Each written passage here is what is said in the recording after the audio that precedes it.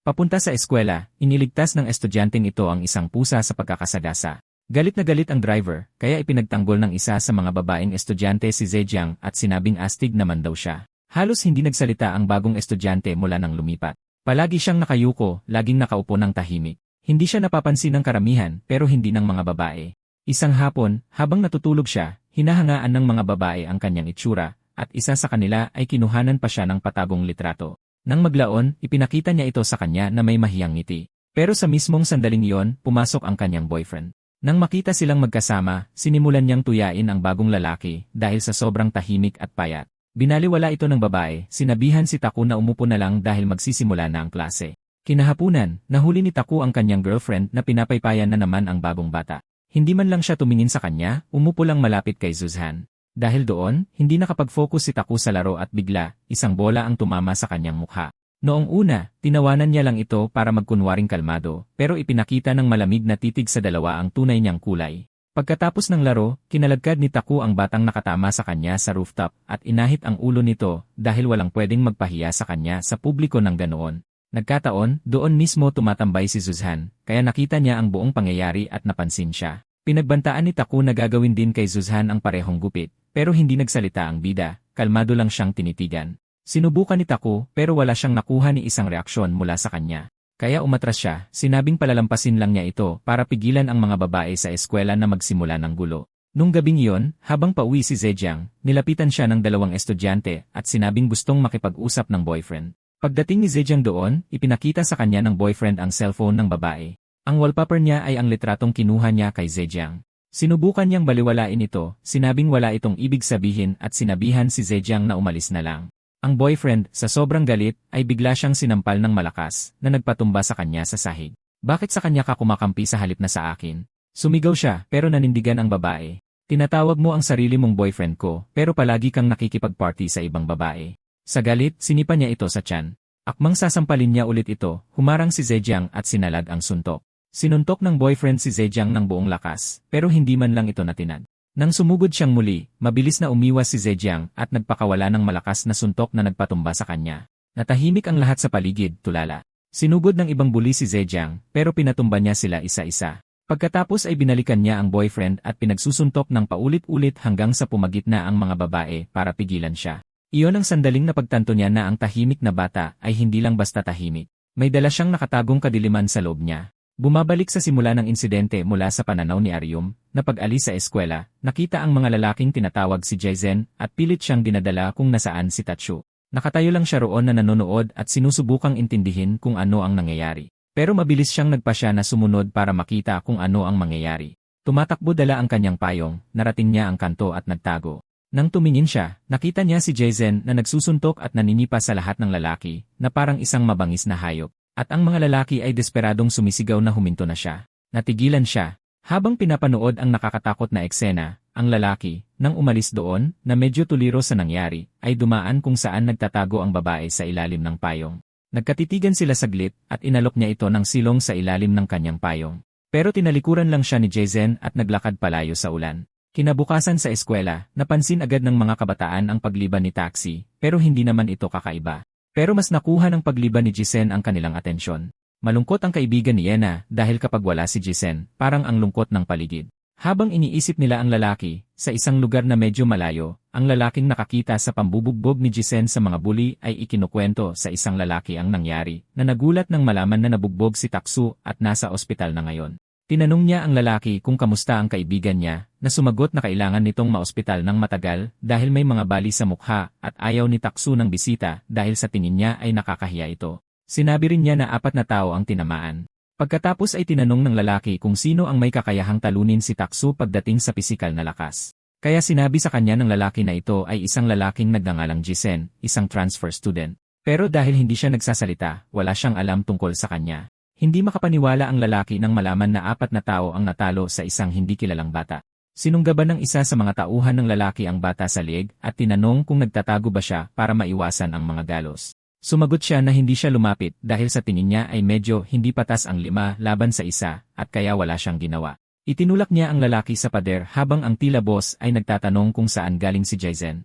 Sumagot siya na walang nakakaalam dahil literal na hindi siya nagsasalita.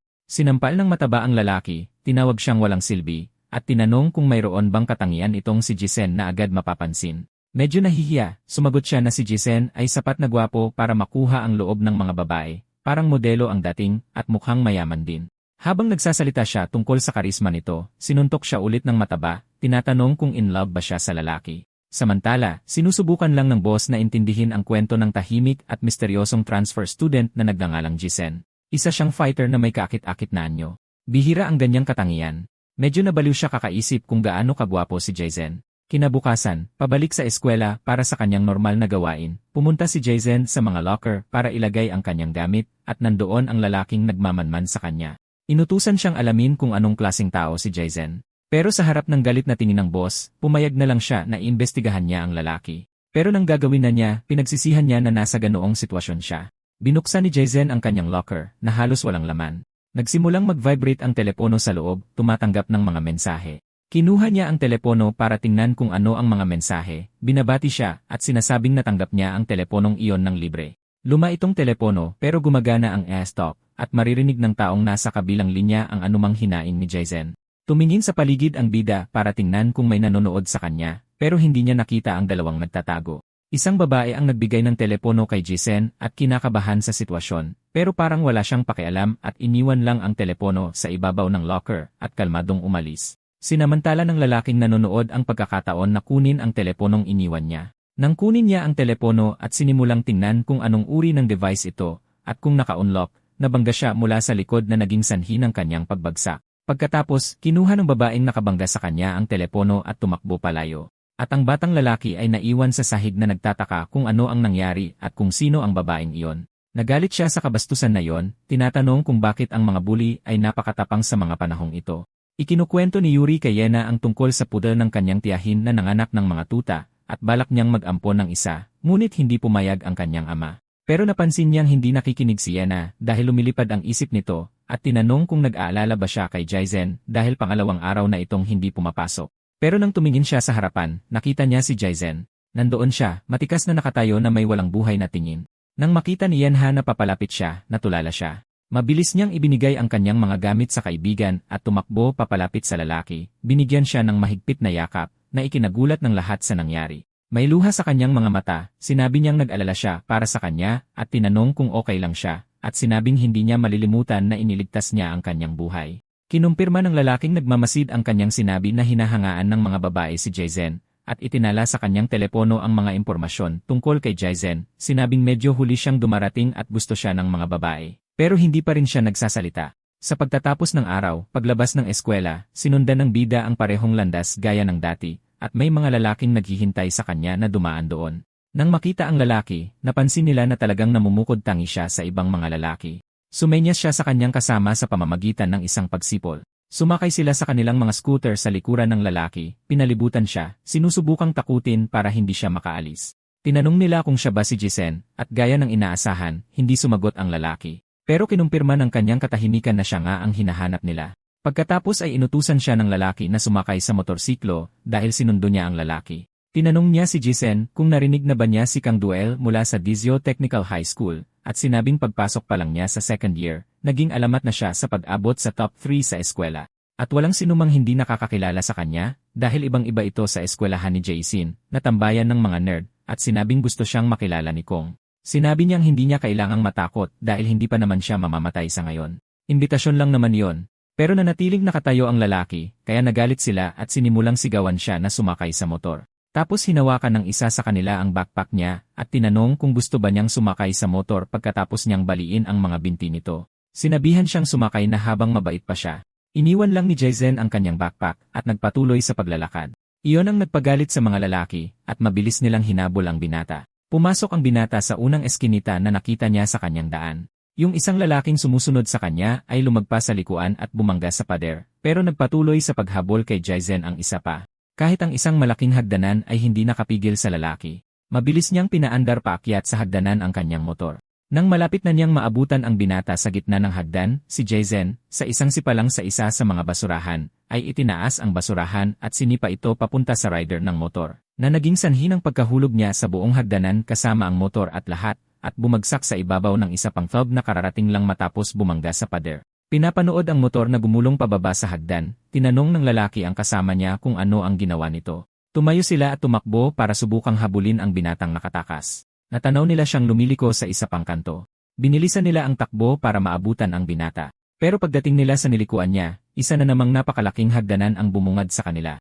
Sa gitna ng hagdan, nakita nila ang binatang tumatakas. Nang sa wakas ay naabutan nila siya. Pagliko nila, napagtanto nilang hindi pala iyon ang taong hinahabol nila at lalo pa silang nagalit. Inatake nila ang misteryosong binata dahil lang sa galit na nandoon siya sa maling oras, habang minumura at binubugbog nila ang hindi kilalang lalaki. Pinanood sila ni Jaizen mula sa mga bubong at umalis nang hindi na muling nakita. Pagbalik sa base ng mga bully, iniulat ng mga lalaki na hindi nila nahuli ang binata. Sinigawan ng mataba na mainitin ang ulo ang dalawa dahil sa kanilang kapalpakan at sinipa silang pareho.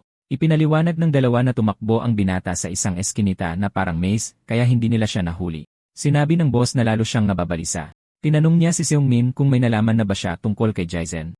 Inabot ang kanyang cellphone, sinabi niyang nag-imbestiga siya hanggat sa kanyang makakaya. Binasa ni Kang Duel ang 3 piraso lang ng impormasyon na naisulat ng binata. Nagalit siya dahil doon at tinanong kung iyon na ba ang tinatawag niyang investigasyon. Pagkatapos ay pinatumba siya ng mataba kasama ng 3 pa. Sinabi ng boss na pakawalan muna ang binata para bukas. Dadalhin niya si Jaizen sa likod na gate pagkatapos ng klase. Tinanong niya kung kaya ba yon ni Seungmin at sinabihan si Daishik na akuin ang responsibilidad sa paghuli sa binata.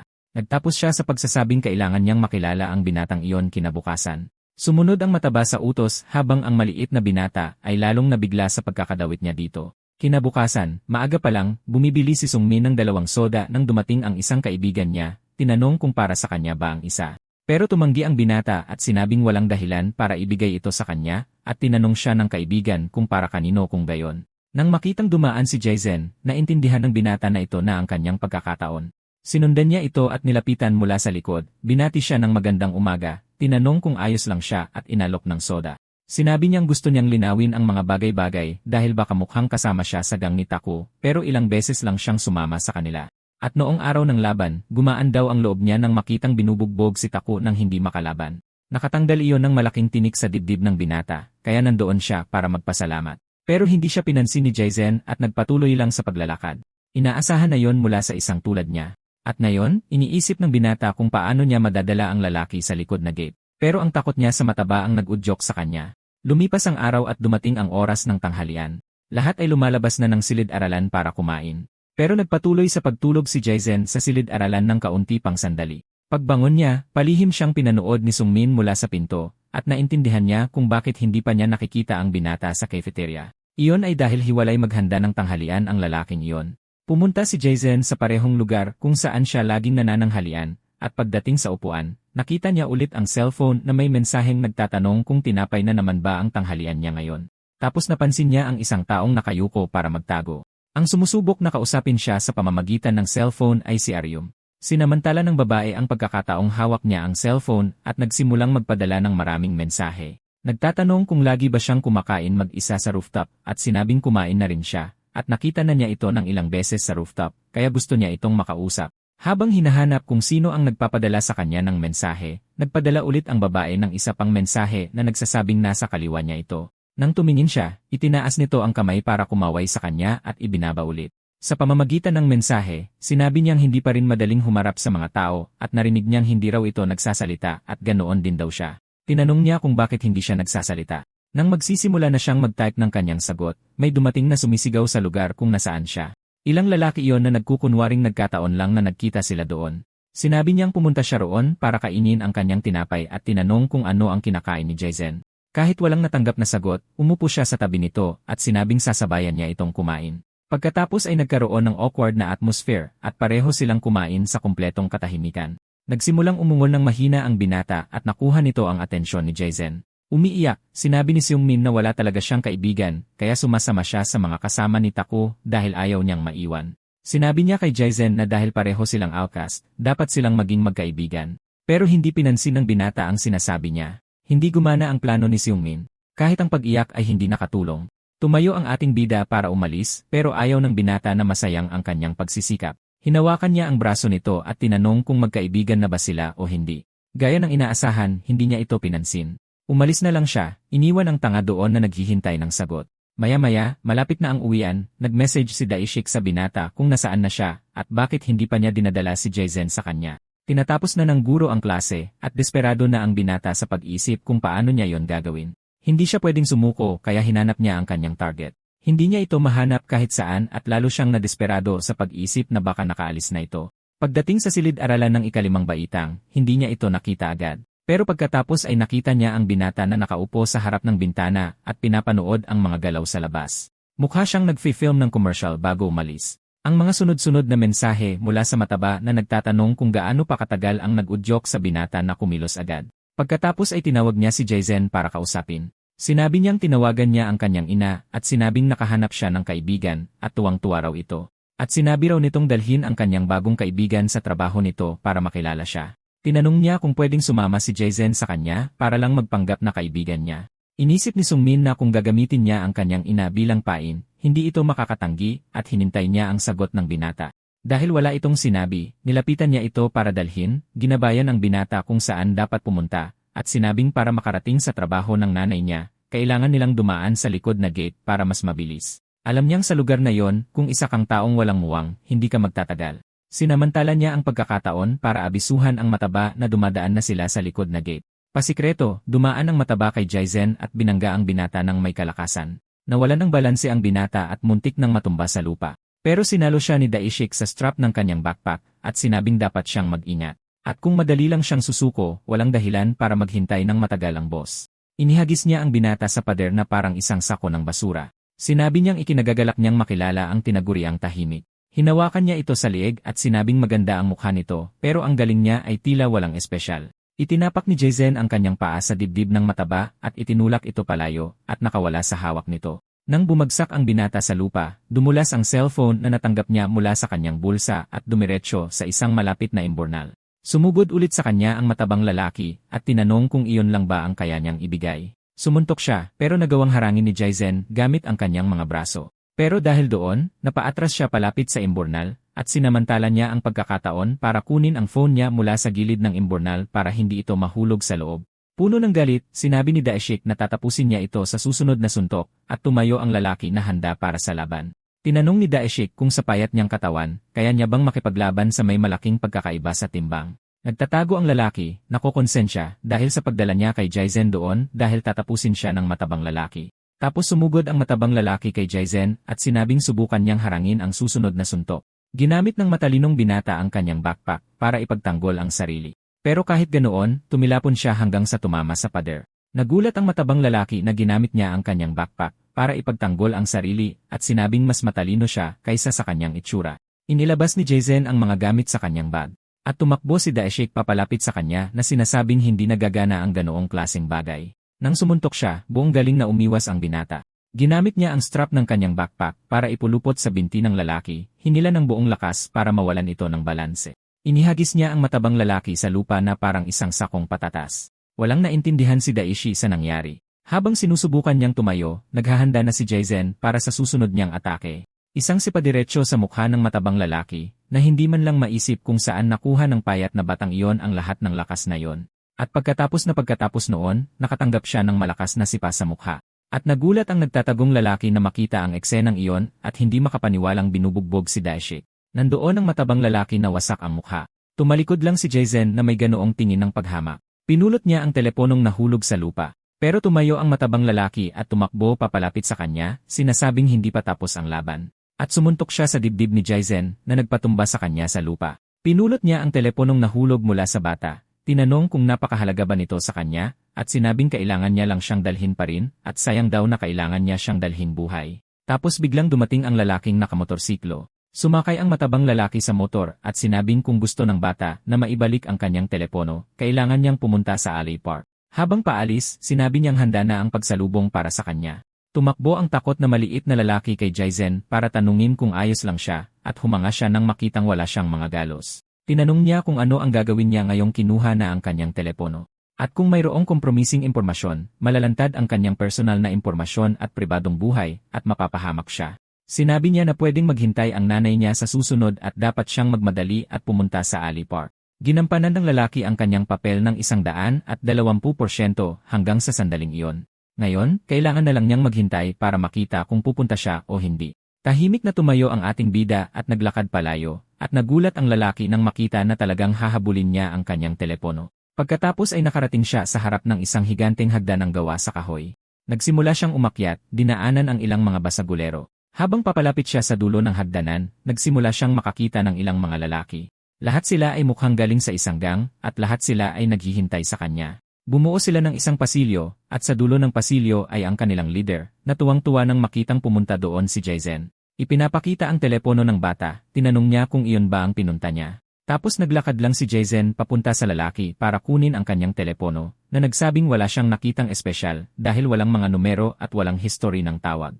Ang tanging nandoon ay ilang text messages lang, at galing ang mga yon sa isang babaeng nagmamasid sa kanya. Pero dahil pumunta siya doon para lang kunin ang teleponong iyon, huminto ang lalaki sa harap niya at iniabot ang kanyang kamay, hinihingi ang kanyang telepono. Tapos tinanong ng leader kung ano iyon. Kung girlfriend ba iyon o isang bagay na nagsisimula pa lang, at ito ang nagpatindi ng kanyang kuryosidad sa kwento. Dahil nadismaya siya sa kwento, nagpadala siya ng mensahe. Sinabi niya na mabilis niyang ginalaw ang ilang mga bagay.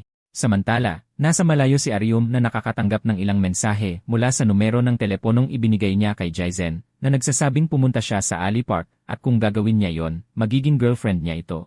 Kaya kung pupunta siya doon pagkatapos basahin ang text na yon, siguradong gusto niya si Jaizen ng husto. Sinabi ng leader na kung magiging magkasintahan silang dalawa, dapat ay ilibre nila siya mamaya. Walang sinabing kahit ano si Jaizen. Nakalahad lang ang kamay niya para kunin ang kanyang telepono. Tinanong ng lalaki kung gusto niya ba talaga yon at sinabing medyo nahirapan ang mga tauhan niya sa pagdala sa kanya doon. Laging napakawalang ingat ng gagong si Tatsu na yon at alam ng leader na isang araw ay masasaktan siya. Pero gayunpaman, naging magkaklase sila noong elementarya at tinanong niya kung handa na bang magbayad ang bata. Pero nanatiling tahimik ang bata, kaya napangiti ang leader nang makitang talagang ganap siyang tahimik. Pagkatapos ay sinabi niya na kung makakatagal siya laban sa kanyang mga tauhan, ibabalik niya ang kanyang telepono. Ipinaliwanag niya na hindi siguro nito alam dahil transfer student siya, pero matindi ang mga labanan para sa herarkiya sa lugar na yon. At sa sandaling kinalaban niya si Tatsu, pumasok na siya sa laban para sa herarkiya. At nagtapos siya sa pagsasabing gusto niyang makita kung ano ang kaya niyang gawin. Sumugod na agad sa kanya ang matabang lalaki, uhaw sa paghihiganti. Sumuntok sa bata, pero madali siyang nakaiwas. Naiwan ang matabang lalaki na puno ng galit, na sumigaw sa ibang mga lalaki na suntukin ang batang iyon. Pagkatapos ay sinimulang atakihin ng lahat ang lalaki, na buong galing na umiiwas sa mga suntok nang hindi gumaganti. Itinaas niya ang kanyang kamay sa kalagitnaan, pero napakaraming tao doon. Sa huli ay tinamaan nila ang lalaki, na nagawang protektahan ang kanyang mukha mula sa mga suntok. Natumba siya sa paanan ng isa sa mga lalaking sumuntok sa kanya sa mukha. Tapos sinamantala ng ilan ang pagkakataong nasa lupa siya at sinimulan siyang sipain. Pinanood lang ng boss ang lalaking binubugbog ng lahat at nagtaka kung bakit ipinagtatanggol lang niya ang kanyang sarili mula sa mga atake. Hindi siya sigurado kung dahil ba hindi interesado ang lalaki na makipaglaban para sa herarkiya. At sinabi ng isang lalaki sa tabi ng boss na ang gagong iyon, kahit binubugbog na, ay hindi man lang sumigaw. Kinuwestiyon niya kung mas gugustuhin pa ng lalaki na mamatay kaysa magsalita. Dahil dito, lalong naging mausisa ang boss na malaman kung ano ang tunog ng boses niya sa ganoong itsura. Kaya sumigaw siya na kung sinuman ang makakapagpasigaw sa lalaki, bibigyan niya sila ng isang limited edition na Nike Air Jordan na sapatos bilang regalo. Ito ang nag-udyok sa grupo ng mga siga na mas lalo pang saktan ang lalaki.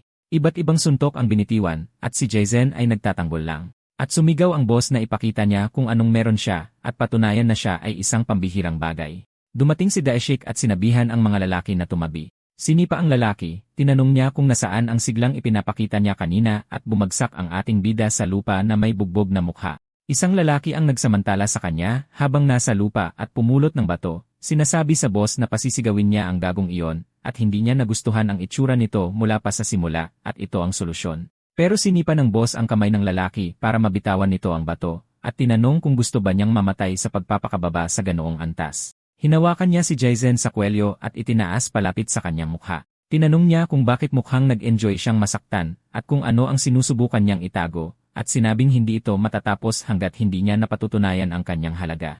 Ang lalaking nagpadala sa kanya doon ay nagtatago, pinapanood ang ginagawa nila kay Jaizen.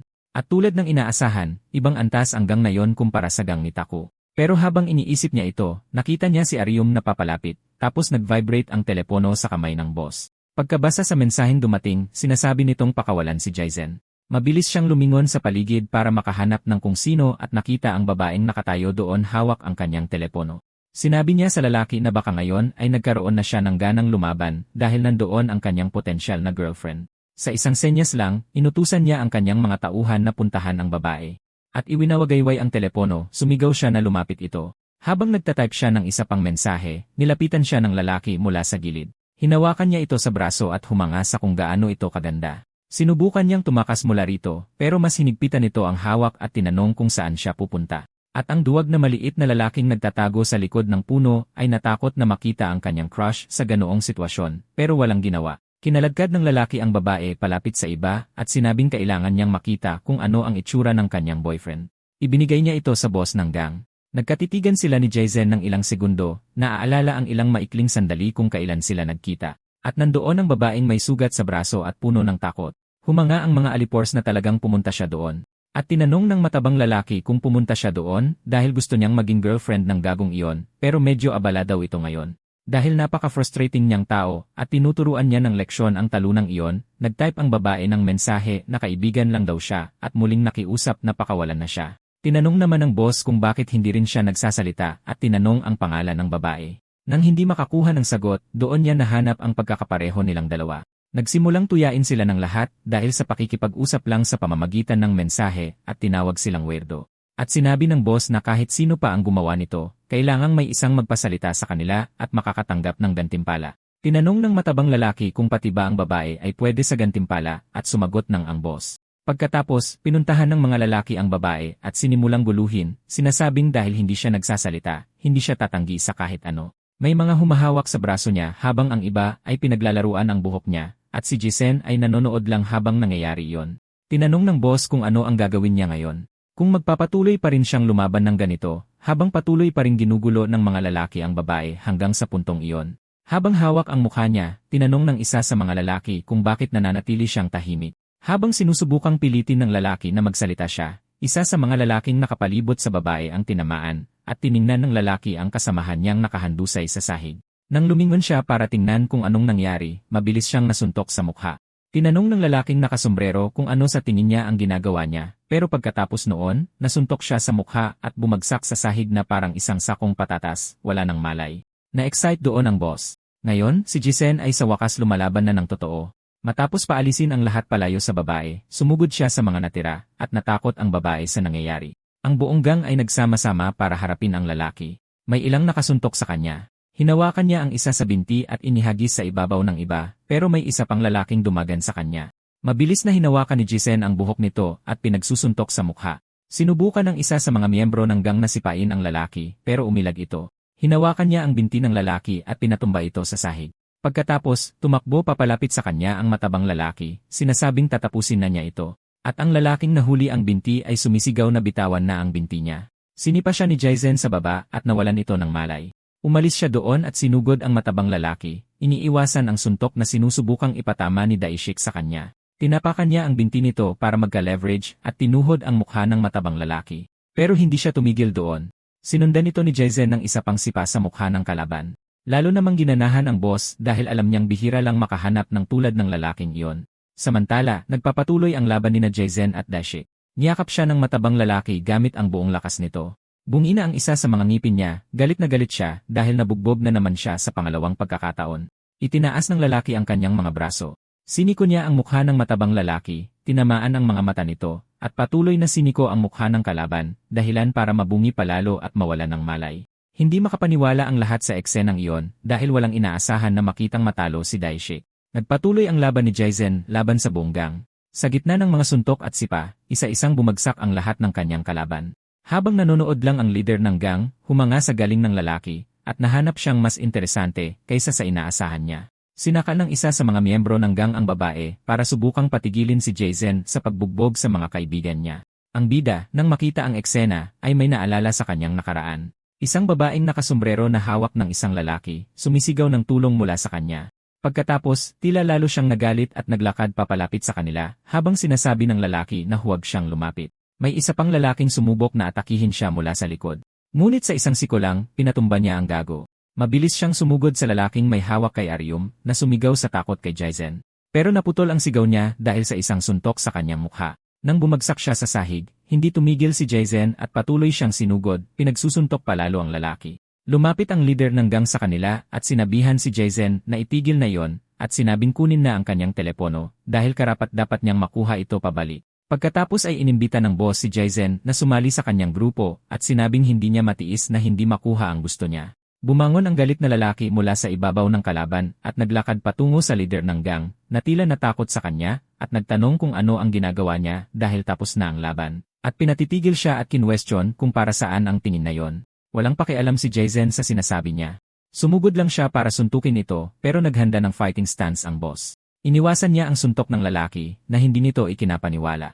Pagkatapos, sinuntok ng lalaki ang bata sa baba na nagpatalsik sa kanya paatras. Bumagsak siya sa sahig, halos walang malay. Inulit lang ng boss na sinabihan na niya siyang tumigil at ang lalaki ay nakahiga lang doon sa sahig, walang ginagawa at sinasabi. Sinabi ng leader ng gang na pag-isipang mabuti ang alok na ginawa niya sa lalaki at babalik siya para pakinggan ang kanyang sagot. At inihagis niya ang telepono sa ibabaw niya. Tinawag niya ang kanyang mga tauhan para umalis sa lugar at sumunod agad silang lahat. Pababa sa hagdanan, tinanong ng matabang lalaki kung sino ang gagong iyon at kung talagang i-recruit ng boss ang pump na iyon na hindi man lang nagsasalita at tinapos sa pagsasabing nakakatakot daw kapag pumuputi na ang mga mata nito. Iniisip ng boss ang suntok na iniwasan niya pero kahit na, nag-react si Jason sa isang iglap at nagawang daplisan siya. May talento ang lalaking iyon sa pagsasamantala ng mga pagkakataon, kaya mataas ang level niya, at lalo lang nitong pinataas ang uhaw niya na makuha siya sa kanyang gang. Samantala, sa lugar kung saan sila naglaban, nagpatuloy sina Jason at Aryum. Umupo siya sa bangko na pagod matapos ang matinding labanan na iyon. Kitang-kita ang pag-aalala ni Aryum sa kalagayan ng kanyang crush. Bigla siyang tumalikod at tumakbo palayo. Pagkatapos, nag-vibrate ang telepono ni Jason sa pagdating ng mga bagong mensahe. Sinabi ng babae na bumili siya ng gamot at babalik din kaagad. Naalala niya ang sitwasyon na kinasangkutan ng babae dahil sa kanya. Nag-isip siya sandali tungkol sa lahat ng ito at sa huli ay iniwan ang kanyang telepono sa bangko at umalis.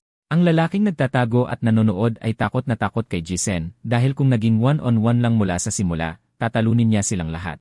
Sa wakas, isang kamangha-manghang lalaki ang lumipat sa kanyang paaralan. Pagdaan sa bangko, nakita niya ang isang telepono at naalala na kay Jason yon. Nang makita ang mga mensahe, naintindihan niyang si Aryum ang nagbigay nito sa kanya. At sa pagbabasa ng mga mensahe, nalaman niyang gusto siya nito. Pagkatapos ay nakita niya sa malayo ang babaeng pabalik na may dalang gamot para kay Jason. Nag-isip siya kung ano ang dapat niyang gawin sa sitwasyong iyon. Bilang isang duwag, nagpasya siyang tumakas mula doon. Pagdating ng babae sa bangko, wala siyang nakitang bakas ng lalaki, at ang lalaki ay patuloy sa pagtakbo hanggang sa makalayo. Habang tumatakbo, nag-vibrate ang telepono dahil sa mga dumarating na mensahe. Sinabi ni Aryum na bumili siya ng gamot pero umalis na daw ito bago pa siya makabalik at tinanong kung okay lang ang mga sugat niya. Nagulat si Sungmin sa malamig na puso ni Jason dahil sobrang nag-aalala ang babae sa kanya at hindi man lang niya kinuha ang telepono. At nag-aalangan siya kung ano ang dapat niyang gawin. Patuloy na nagpadala ng mensahe ang babae na nagsasabi ng kanyang pangalan at kung anong klase siya. Nagpasalamat siya sa pagtulong sa kanya at nagtanong kung pwede ba silang mag-usap ng paunti-unti mula ngayon. Nababaliw siya sa pag-aalinlangan kung sasagutin ba niya o babaliwalain na lang ang mga mensahe. Kung dapat ba siyang magpanggap na si Jason kahit sandali lang. Pagkatapos may dumating na mensahe sa telepono ng babae. Nagulat siyang makatanggap ng sagot. Ito ay isang simple at maikling sa kanyang tanong. Kinabukasan, ipinapakita ni Sungmin ang footage sa kanyang kaibigan. Si JC na lumalaban sa buong gang ng mag-isa. Tinanong ng kaibigan niya kung iyon ba ang lalaking tinawag niyang malas at sinabi niya, nagulat na makita ito ng Lev. Sinabi ng lalaki na ngayon ay magiging sikat na siya pagkatapos nito. At galit ang lalaki dahil ang crush niya, si Aryum, ay tila may gusto sa gagong iyon. At tinatanggihan pa rin niya ang babae at hindi na alam ang gagawin. Habang nababaliw na siya, sinabi ng kaibigan niya na kung ipopost niya yon sa YouTube, abot ito ng milyon-milyong views. Kaya kukunin niya sana ang video, at tumakbo ito palayo at hinabol siya ni Sungmin, hinihiling na ibalik ang kanyang phone. Habang tumatakbo, nabangga niya ang isang lalaki, natanggal ang T-clip nito at mabilis siyang humingi ng paumanhin. Nabangga niya si Kim Jin-woo mula sa second year at pangalawa sa Baekdong High. Nang makilala ang lalaki, mabilis na pinulot ng bata ang nahulog na clip at sinabing ayusin niya ulit ito. Nanginginig, inilagay niya ito pabalik sa lugar at sinampal ng lalaki si Sungmin sa mukha at tumalikod na lang at umalis. Sinabihan ng malaking lalaki na kasama ng astig na lalaki ang bata na umayos. Tinanong ng kaibigan ni Sungmin kung okay lang siya, at sinabi ng galit na bata na nasampal siya dahil sa kanya. Sabi ng kaibigan niya, hindi ka panipaniwala na isang sampal lang ang inabot niya dahil sikat ang gagong iyon. Lahat sila ay mga baliw na fighter. May itinuro ang kaibigan niya na mas mahalaga. Lumapit si Yena kay Jaizen at tinanong kung anong nangyari sa kanya dahil sa kanyang mukha na puno ng benda. Ang kasikatan ng bida ay ikinainis ng takot na bata. Parehong may gusto si Aryum at Yena sa kanya. At si Aryum naman dumadaan din doon. Sinubukan niyang akitin ang babae, ngunit hindi siya pinansin nito at nagpatuloy lang sa kanyang paglakad. Gaya ng inaasahan, para makalapit sa kanya, kailangan niyang mapalapit kay Jaizen. Habang iniisip niya kung paano lalapitan ang babae, nagtatago ang kaibigan niya dala ang kanyang phone. Pinost ang video ng laban ni Jisen, laban sa gang sa YouTube. Binubuli ng mga lalaki ang batang inahita ng buhok ni Tatsu. Dinrawingan nila ng mukha ang likod ng kanyang liig at sinabing mas maganda na siyang tingnan ngayon. Nalungkot si Gagamin sa lahat ng panunukso pero hindi pa yon tapos. Sinabi ng isa sa mga lalaki na dapat siyang maglakad ng patalikod mula ngayon. At dahil takot masaktan, ginawa ng bata ang sinabi nila. Naglakad siya nang hindi alam kung saan pupunta habang ginagabayan siya ng dalawang lalaki. Hanggang sa biglang natapos ang tinatapakan niyang sahig. Pagkatapos ay nawalan siya ng balanse at nagsimulang mahulog sa hagdanan. Nang malapit na siyang bumagsak sa sahig ng nakatalikod, sinalo siya ni Jaizen, iniligtas ang bata mula sa malubhang pinsala. Si Yena, nakasama ng bida, ay nagtanong kung okay lang si Gagamin. Ngunit nang makita niya ang liig ng bata, hindi niya mapigilan ang kanyang tawa, kahit na sinasabi niyang target siya ng mga bully. Sinusubukang pigilan ang kanyang tawa, humingi siya ng paumanhin sa kanya. Gaya ng inaasahan, hindi nakita ni Jisen ang nakakatawa sa biro, at sa isip-isip ni Gagamin, nagpasalamat siya. Kalaunan, sa school yun, habang may isang nagbabantay sa pinto, dalawa naman ang nag-aaway sa loob. Napapaligiran ng ibang mga estudyante na sumisigaw at nag-ingay para sa dalawang nasa gitna na naglalaban. Mukha itong isang palabas. May mga pustahan pang ang nangyayari sa mga laban na yon. Naburingan si Kim Jin-woo sa laban na yon hanggang sa may isang lalaking nag-abot sa kanya ng phone para ipakita ang isang video. Iyon ang video ng laban ni Jisen na ipinost ng kaibigan ni Seungmin kanina. At sa bawat segundong lumilipas, patuloy na dumarami ang views. Tinanong ni Kim Jin-woo kung taga-eskwelahan nila ang lalaking iyon at sinabing malamang dahil pareho ang uniforme. Humanga ang dalawa sa galing ng bata. Pero masyadong malayo ang video para makita ng malinaw. At kung talagang taga-eskwelahan na yun siya, magiging isang tagumpay ito. Kaya tinanong niya ang lahat sa Yulite kung may nakakaalam kung may mga bagong lipat na estudyante sa kanilang eskwelahan kamakailan. Sumagot ang isang lalaki na sa kabilang klase, mayroong tahimik na bata at sinabing nasa klase 5 siya. May chismis din na naospital si Taksu dahil sa estudyanteng iyon, pero walang masyadong nagsasalita tungkol dito, kaya hindi sigurado. Tuwang-tuwa si Kim Jin-woo nang marinig na tinalo niya si Taksu at inutusan ang isa sa kanyang mga alipors na alamin pa ang tungkol sa kanya dahil mukha siyang interesanteng tao. Sa oras ng tanghalian, tinawag ng ilang lalaki si Gagamin para sumama sa kanila, pero gumawa siya ng dahilan. Paglabas ni Jaizen sa kanyang klase, dumikit siya rito at sinabing bumili siya ng tinapay at nagtanong kung pwede silang kumain ng sabay. Dahil hindi o humindi ang bida, sinamahan na lang niya ito at sinabing sasabayan niya itong kumain minsan. Pagdating nila sa rooftop, nandoon na si Seungmin at naghihintay. Ngunit ang presensya ni Gagamin kasama si Jisen ay nagdulot sa kanya ng pagkalito kung ano ang nangyayari. Habang sinasabi ng isa na naghihintay siyang kumain kasama si Jisen, sinabi naman ng isa na sumama rin siya para doon. Nang lumingon siya para kausapin ang bida, nakita ni Seungmin ang mga drawing sa kanyang liig at nagsimulang tumawa, sinasabing palagi siyang magiging katawa-tawa. Pero sinabi ni Gagamin na hindi siya nagpapatawa at ang kanyang katawan ay minarkahan ng katotohanan ng karahasan sa eskwelahan at hindi niya iyon malulutas sa pagtatago lang. Hindi mo pwedeng iwasan lang ang katotohanan pagtatapos ng bata at hiniling kay Seungmin na kunan siya ng litrato. Hindi naiintindihan ang layunin ng litrato, kinunan pa rin siya ng bata. Habang kinukunan ang litrato, nag-vibrate ang phone na pag-aari ni Jisen sa kanyang bulsa. Lumayo siya sa mga lalaki, sinabihan silang magpatuloy sa pagkain at babalik din siya agad. Kinuha niya ang phone mula sa kanyang bulsa at binasa ang mensahe mula kay Aryum na bumabati kay Jisen ng magandang tanghalian. Pero dahil medyo tanga, inakala niyang para sa kanya ang mensahe at nireplyan ang babae na binabati rin ito ng magandang tanghalian. Dahil sa nag-iisang mensaheng iyon, kinilig ang babae. Biglang pumasok sa pinto si Jaemon, at si Seungmin, na takot, ay nagtanong kung ano ang ginagawa niya doon, at dumiretso ito kung saan nakaupo si Jason. Sinabi niya na nasabihan siyang ang tahimik na bata ay karaniwang nananatili sa rooftop tuwing tanghalian. At ngayon ay napatunayan niyang totoo ito at lumapit sa bata. Inabot niya ang kanyang phone, ipinakita ang video ng laban, at tinanong kung iyon ba siya. Nagpanik si Seungmin nang malaman na ipinost niya ng kaibigan niya ang video sa YouTube. Nagtanong si Gagamin kung ano ang nangyayari. At sumagot ang lalaki na maraming chismis tungkol dito, at gusto niyang makita ng personal ang galing ng bata. Pero hindi siya pinansin ni Jisen na ikinagalit niya. Naghahanda ng sumuntok, tinanong ni Jaemon kung hindi ba siya nakikinig. Nang subukan niyang tamaan ng suntok ang bata, kalmadong umiwas si Jisen. Sinubukan niyang magpakawala ng mas marami pang suntok pero wala siyang napatama, na lalo lang nagpainit ng ulo niya. At sinabi niyang dahil hindi makatayo ang bata, matatalo rin siya. Sumubok siyang sumuntok ulit at umiwas na naman ang bata. At sinipalang niya ang binti ng kalaban na nagpawala sa balance nito at nagpalutang sa ere saglit. At pagkatapos ay bumagsak siya ng una ang mukha sa bench. Nagsimulang sumigaw sa sakit ang bully pagkatapos noon at tinitigan lang siya ni Jaizen nang may pagkamuhi. Nabalot ng dugo ang mukha ni Jaemon dahil sa pagkabali ng kanyang ilong nang tumama siya sa bench. Nang harapin ang bata, nakaramdam siya ng kakaibang aura na nagpatakot sa kanya ng husto at nagpatakbo sa kanya palayo kaagad. Humanga ang dalawa sa kung gaano kabilis siyang umalis. Tinanong ni Gagamin kung ano si Jisen dahil hindi siya normal na tao. Ipinaliwanag ni Seungmin na si Jisen ang nagpa-ospital kay Taksu at mas lalo lang inisip ng bata na mas kahanga-hanga ang bida. Ngunit sinabi ni Seungmin na medyo delikado ang katotohanang hinahanap na siya ng lalaking iyon. Binanggit niya na parte ng gang ni Kim Jin-woo ang gagong iyon, at kapag sa tingin niya ay may galing ang isang tao, hihilahin niya ito at pipiliting lumaban. At ngayon ay mukhang naging target na siya ni Jaizen. Sinabi rin niya na narinig niyang may mga lalaking sumasali para kumita ng pera at ang isang tulad ni Jaizen ay madaling makakagawa ng malaking pera. Tinanong ni Gagamin kung anong kalokohan ang pinagsasabi niya at sinabing dahil hindi nagsasalita si Jaizen, siya na ang tatanggi para sa kanya. Napagtanto niya na mukhang hindi gusto ni Jisen na makipag-away o magpasikat. Itinuring ni Gagaman ang kanyang sarili bilang boses ni Jisen. Dahil magkaibigan na sila ngayon, magagawa niya yon para sa kanya. Nagduda si Seungmin sa kanilang pagkakaibigan, ngunit iginiit ni Gagaman na magkaibigan sila. Pabalik sa silid-aralan para sa ikalawang bahagi ng araw, nang makita nilang dumating si Jaizen, nagsimula ang bulungan. At lumapit ang ilang kaklase na may hawak na phone, ipinapakita ang video, at nagtatanong kung siya ba talaga yon, hinihiling na tumango man lang kung siya nga. Sumingit si Gagaman, sinasabihan silang huwag istorbohin ang bata, at kung mayroon silang sasabihin, sa kanya muna ito sabihin. Nagalit ang lahat sa pakikialam na yon at nagsidikit sa bata. Biglang bumukas ang pinto at pumasok si Kim Jin-woo sa silid-aralan. Tumigil siya sa harap ng silid at nagtanong kung sino ang transfer student.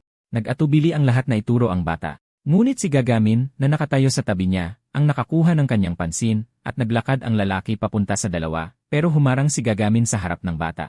At nang makalapit si Kim Jin-woo, tinanong niya kung ano ang ginagawa nito. Medyo natatakot, sinabi niyang kaibigan siya ni Jisen at kinatawan niya, kaya dapat siya muna ang kausapin.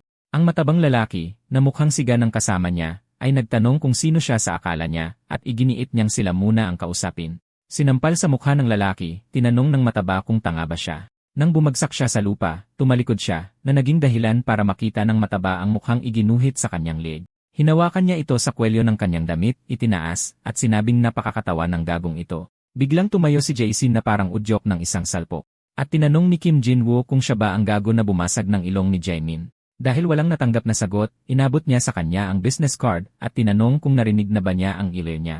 Sinabi niyang pinapunta niya ang lalaking iyon para imbitahan siya, pero dahil hindi niya nagawa, nagpasya siyang personal na pumunta. Dahil walang nakuhang anumang reaksyon mula sa lalaki, sinubukan niya ang ibang paraan sa pagtatanong kung gusto ba niyang kumita ng pera. Pagkatapos ay tumayo si Gagamin, pinutol ang usapan ng dalawa, at sinabing ayaw ni Jisen makipag-away at hindi pupunta sa arena. Si Kim Jin-woo ay sawa na sa tangang iyon. Sinipa niya ang lalaki sa dibdib na nagpatalsik sa kanya paatras. Nahulog siya sa ibabaw ng mga upuan at nasaktan. Patuloy siyang sinugod ng lalaki at tinanong kung hindi ba niya alam kung kailan hindi dapat makialam at bakit siya umaastang parang tanga sa pagharang. Sumigaw siya na manatili itong tahimik at nagsimulang tapakan ang lalaking nakahiga sa sahig. Habang tinatapakan niya ang lalaki, inilagay ni Jai ang kamay sa kanyang balikat na nagpalingon sa kanya. Nagtitigan silang dalawa ng ilang segundo at sinabi ni Kim Jin-woo na alisin ang kamay niya sa kanyang balikat dahil ayaw niyang may humahawak sa kanyang katawan. Hinigpitan ni Jae-jin ang hawak sa damit nito na ikinagulat ng lalaki. Sumugod ang matabang lalaki sa kanya, sinasabing alisin ang maruruming kamay sa kasama niya. Madaling naiwasan ni Jisen ang suntok ng mataba at tumugon ng isang tuhod sa mukha ng kalaban na nagpadura sa kanya ng dugo at napasigaw sa sakit. At hindi nagtagal, bumagsak siya sa ibabaw ng mga mesa at upuan. Pero hindi niya basta-basta tatanggapin ang pagkatalo. Dumampot siya ng upuan, naghahandang ihagis ito, at sinabing lagot na si Jisen ngayon. Sa sobrang dali, tumalon si Jisen, iniwasan ang upuan. Huminto siya sa ibabaw ng isa sa mga mesa at saka sumugod sa mataba. Tumakbo siya hanggang sa makalapit ng husto at sinipa ito sa mukha na nagpatumba sa kanya sa sahig na parang wala lang. Tumayo ang lalaki sa ibabaw ng isa sa mga mesa na bumubuo ng isang aura. At lahat ng kanyang mga kaklase na nakakita niyon ay nakumpirma na totoo ang video. Pero sa galit, tumayo ang mataba, kinuha ang isa sa mga mesa at sinabing papatayin niya si Jason. Nang iangat niya ang mesa sa itaas ng kanyang ulo, umuungol sa galit. Pumasok ang guro sa pinto at nang makita ang eksena ay nagtanong kung ano ang nangyayari doon. Sinabihan niya ang lalaki na bitawan ang mesa at pinagalitan ito sa pakikipag-away sa loob ng silid-aralan. Tinanong niya kung bakit nasa ibabaw ng isa sa mga mesa si Jason. Sinabi ni Kim Jin-woo na isa lang itong biro para magpanggap.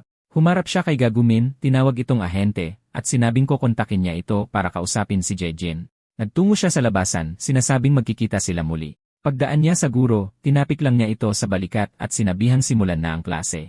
Mamaya, pagkatapos ng klase, ikinukwento ni Gagumin kay Seungmin ang nangyari kanina at parang eksena daw ito sa pelikula. Hindi man lang nila nahawakan si Jisen. At nang hinayang ang lalaki na hindi niya napanood ng live ang eksenang iyon. Nagtanong siya kung bakit hindi pa umaalis si Jisen sa paaralan at sinabing pinayuhan siya ng guro na manatili. Kahit hindi siya ang unang nanuntok, sa loob ng paaralan ang away, kaya baka mapahamak siya. Habang iniisip ng dalawa kung ano ang maaaring mangyari sa paaralan, inalok ng guro ng green tea ang lalaki, kahit hindi ito lasa na magugustuhan ng mga kabataan. Nagkomento siya sa lalaki na ang kapaligiran ng paaralang iyon ay ibang-iba sa dati niyang paaralan, at nang sabihin ng kanyang ama na ililipat siya sa ganoong lugar, tutol siya. Dahil akala niya mahihirapan siyang mag-adjust, at sabi nila hindi rin daw siya nagsasalita. Pero sa kabilang banda, nagpapasalamat siya sa kanyang ama sa pagtitiwala sa mga katangian ng kaibigan nito. Ipinagpatuloy niya ang pagsasabing bago ang paglipat, ang huling beses na nakita niya ang lalaki ay mga 4 na taon na ang nakalilipas, noong elementarya pa lang ito.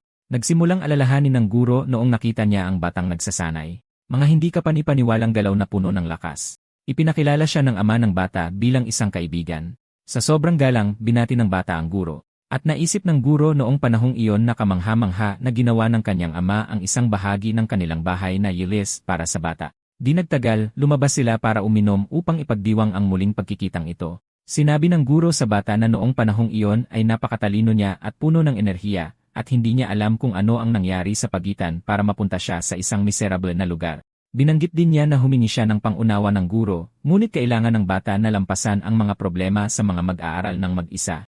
Dahil ang dahilan kung bakit pinalaki siyang malakas ng kanyang ama, ay hindi lang para sanayin ang kanyang katawan. Nagtapos siya sa pagsasabing balang araw ay malalampasan din niya ang pananahimik na yon. Isang biglaang ulan ang gumulat sa lahat ng pauwi. Sinabi ni Seungmin sa kanyang kaibigan na ngayon ay kailangan niyang mag-alala tungkol kay Kim Jin-woo dahil walang paraan para akitin si Jisen. Ang cellphone na kinuha niya kay Jisen ay nakatanggap ng isa pang mensahe. Tinatanong ni Aryum kung may payong ba siya. Dahil hindi alam ang gagawin, tinanong niya kung bakit siya nagtatanong. Sumagot siya na nasa harap siya ng tindahan ng gamit pang eskwela at sinabihang pumunta siya doon. Pumunta ang lalaki, iniisip na may payong siya. Nang makita niya ang babaeng nakatayo sa harap ng tindahan, nakumpirma lang nito ang kanyang iniisip. Hinihintay niya si Jisen. Nagsimula siyang lamunin ng pag-aalinlangan kung dapat ba niyang dalhin si Jisen sa kanya o hindi. Ayaw niyang hayaan silang mag-share ng payong ng sobrang lapit. Ngunit pagkatapos ay nagkaroon siya ng isang ideya na sa tingin niya ay napakatalino, at tumakbo siya upang hanapin ang lalaki upang isagawa ang kanyang plano. Nagpatuloy si Aryum sa paghihintay doon ng kaunti pa hanggang sa narinig niyang papalapit si Seungmin, kausap si Jisen. Nagkokomento siya sa kanyang kaibigan na wala rin siyang payong at nabigla siya. Nang makita ang babae doon, nagpanggap siyang hindi alam kung bakit ito nandoon. Pagkatapos ay nagsimula siyang maghalungkat sa kanyang backpack na may hinahanap. Inilabas niya ang isang ekstrang payong na itinabi niya at inalok ito kay Jisen. Nalungkot si Seungmin dahil hindi gagana ang kanyang plano. Habang ang payong ay dahan-dahang nakaabot sa gitna, kahit na ang kanyang mga mata at puso ay nakatuon kay Jisen, gusto niyang kahit isang beses lang ay tingnan siya ng babae. Kinuha niya ang payong, nagpasalamat sa kanyang kabaitan, at sinabing may pupuntahan sila ni Jisen. Isang arcade na nagbukas sa Main Street at balak nilang tingnan ito. Tinanong niya kung gusto niyang sumama sa kanila. Samantala, tumatakbo si Gagamin pauwi para makatakas sa ulan. Nang dumaan siya sa isang eskinita, nakasalubong niya ang dalawang lalaki. Si Jaemon, na binali ni Jisen ang ilong, at ang chubby na binugbog niya sa classroom. Sa takot, tinanong niya kung ano ang gusto nila sa kanya. Sumagot si Jaemon na dahil sinabi niyang ahente siya ng lalaki, mayroon siyang mensaheng ipapadala kay Jisen. Binugbog ng dalawa ang kawawang bata para maghatid ng mensahe kay Jisen. Sinabi ni Jaemon na magkikita sila muli at pinilit ang bata na ulitin ang sinabi niya. Hirap na sumagot, sinabi niya na para pasaliin si Jisen. Sinuntok siya ulit ng lalaki, sinabing sumagot ng maayos. Umiiyak na, sumagot ang bata na kakausapin niya si Jisen. Tinanong ng lalaki kung alam niya kung ano ang ibig sabihin ng quick access penalty at sinabing mamamatay siya. Pagkatapos ay lumitaw si Kim Jin-woo, sinasabihan ang lalaki na dahan-dahan lang sa bata. Kumuha siya ng isa sa mga business card at ibinigay sa bata, at sinabing sabihin kay Jason na malugod siyang tatanggapin sa combat kennel. At umalis ang tatlo, iniwan ang bugbog saradong bata doon. Samantala, nasa game club si Sungmin na kabubukas lang, naglalaro kasama ang ating bida. Habang ang isa ay tuwang-tuwa sa paglalaro, ang isa naman ay parang walang pakialam sa mga kakayahan na akala niya ay walang kapantay. Ibinigay niya ang lahat para makuha ang atensyon ni Aryum. Habang iniisip niyang siya ang pinakamagaling doon, nakapunto si Jaisen laban sa kanya. Sinubukan ng lalaki na itago ito na parang kontrolado ang lahat at bumalik sa laro na may mas matinding uhaw sa tabumpay. At ang bida ay naglaro na parang ito ang pinakamadaling bagay sa mundo at nakapuntos muli sa laro. Nagulat ang lalaki sa galing ng kanyang kaibigan at buong kumpiyansang sinabi na mula ngayon ay hindi na niya ito bibigyan ng pabor hanggang matapos ang laro sa score na 13-0. Hindi man lang hinayaan ni Jason na makapuntos ang kawawang lalaki. Sinabihan niya si Aryum na maglaro minsan, iniisip na mararanasan niya ang kalamigan ni Jason, umaasang lubusan siyang madidiri sa kanya. Pagkatapos ay sinimula ng dalawa ang laban.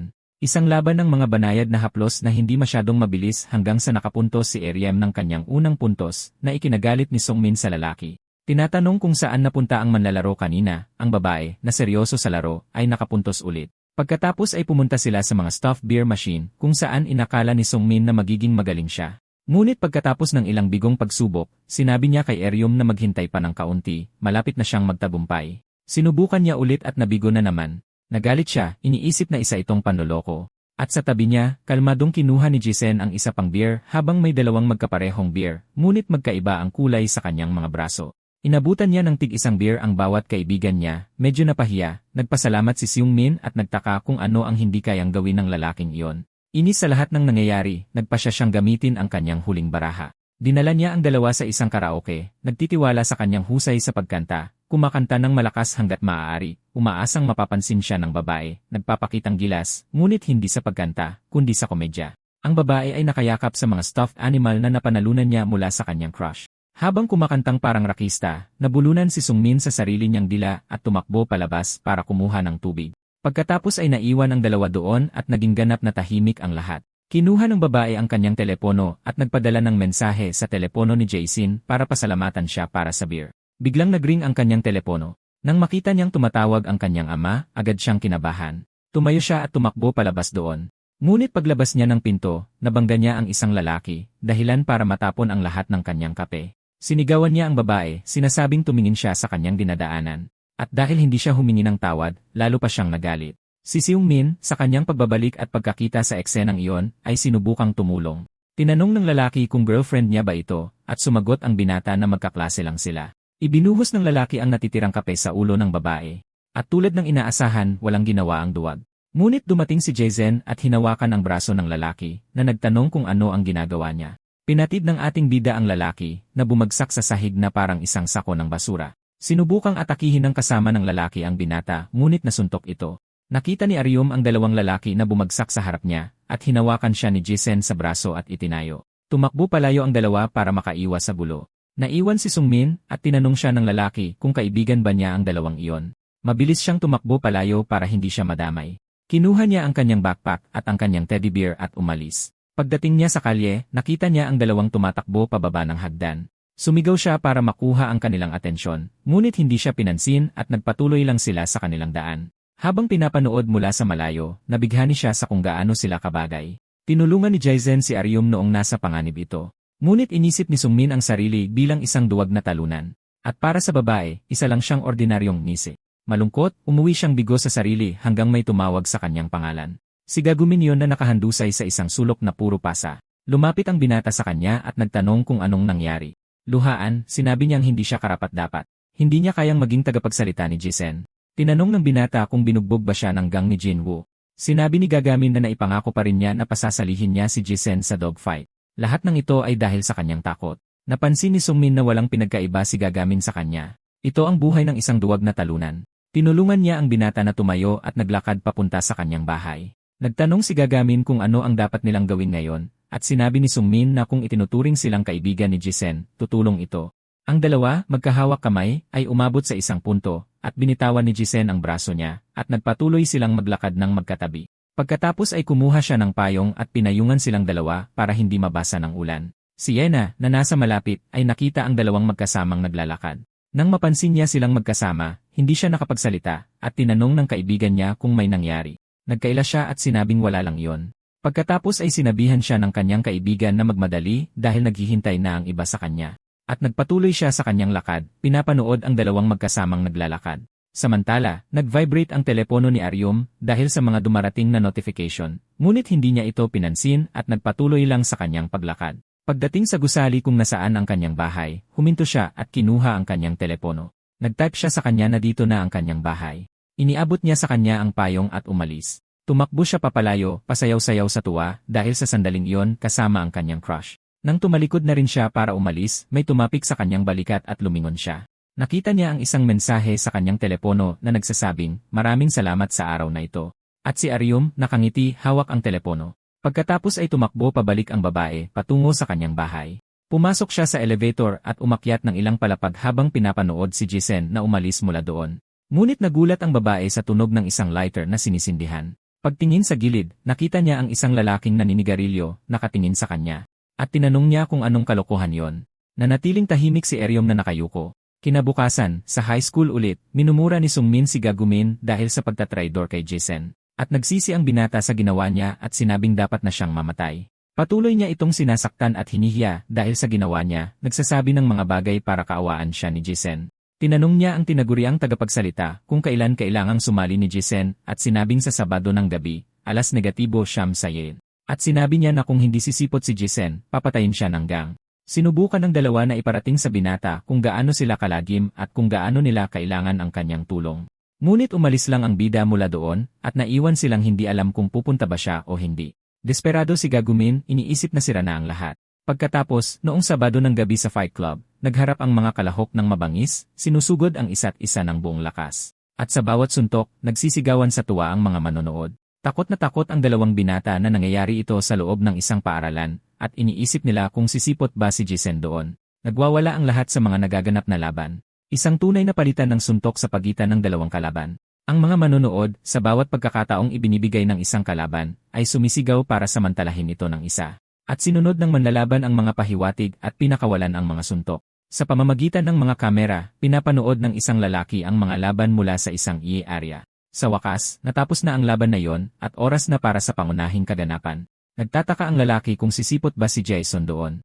Inakala niyang kalmado at mabait na tao ang binata, ngunit sa katotohanan, isa siyang manlalaban. Hindi siya sigurado kung kanino pupusta, kung kay Lee Tae-sung o kay Jason. Maaaring interesado siya sa mga kakayahan ng transfer student, ngunit siyempre, dapat siyang pumusta kay Tae-son, dahil ang lalaking iyon ang tunay na hunting dog.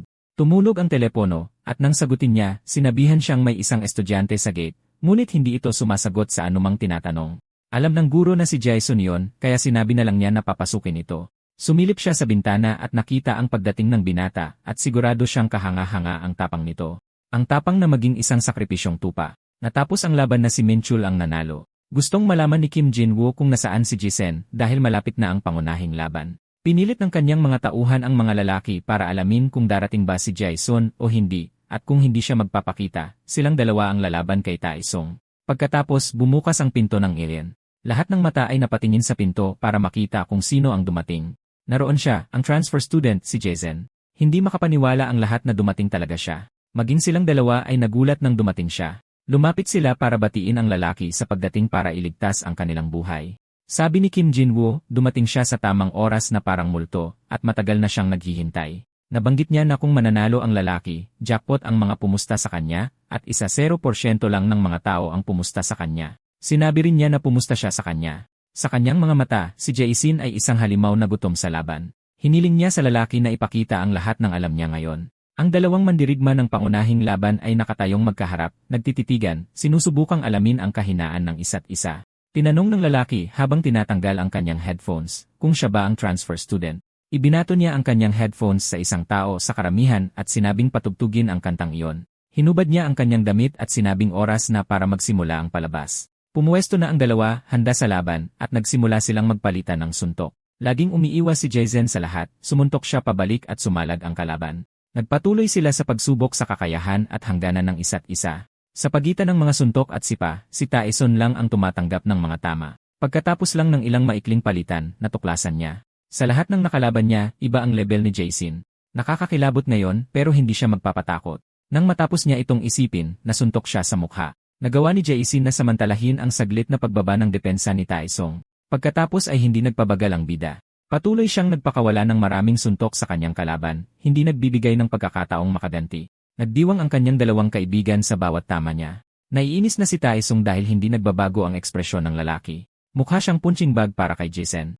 Nag-iisip ang gurong nanonood sa mga kamera kung ano ang mali sa lalaking pinustahan niya. Nagsimulang magalit ang mga manonood dahil hindi umaatake si Lee Taesung. Humingi sila na lakasan ang tugtog para makita kung mas gaganahan ang lalaki. Parang isang koro, sinimulan nilang isigaw ang pangalan ng lalaki. Ang tumutugtog na musika at ang mga taong sumisigaw ng kanyang pangalan ay nagsimulang magbigay sa kanya ng gana. Samantala, naging pamilyar kay Jason ang boses na yon.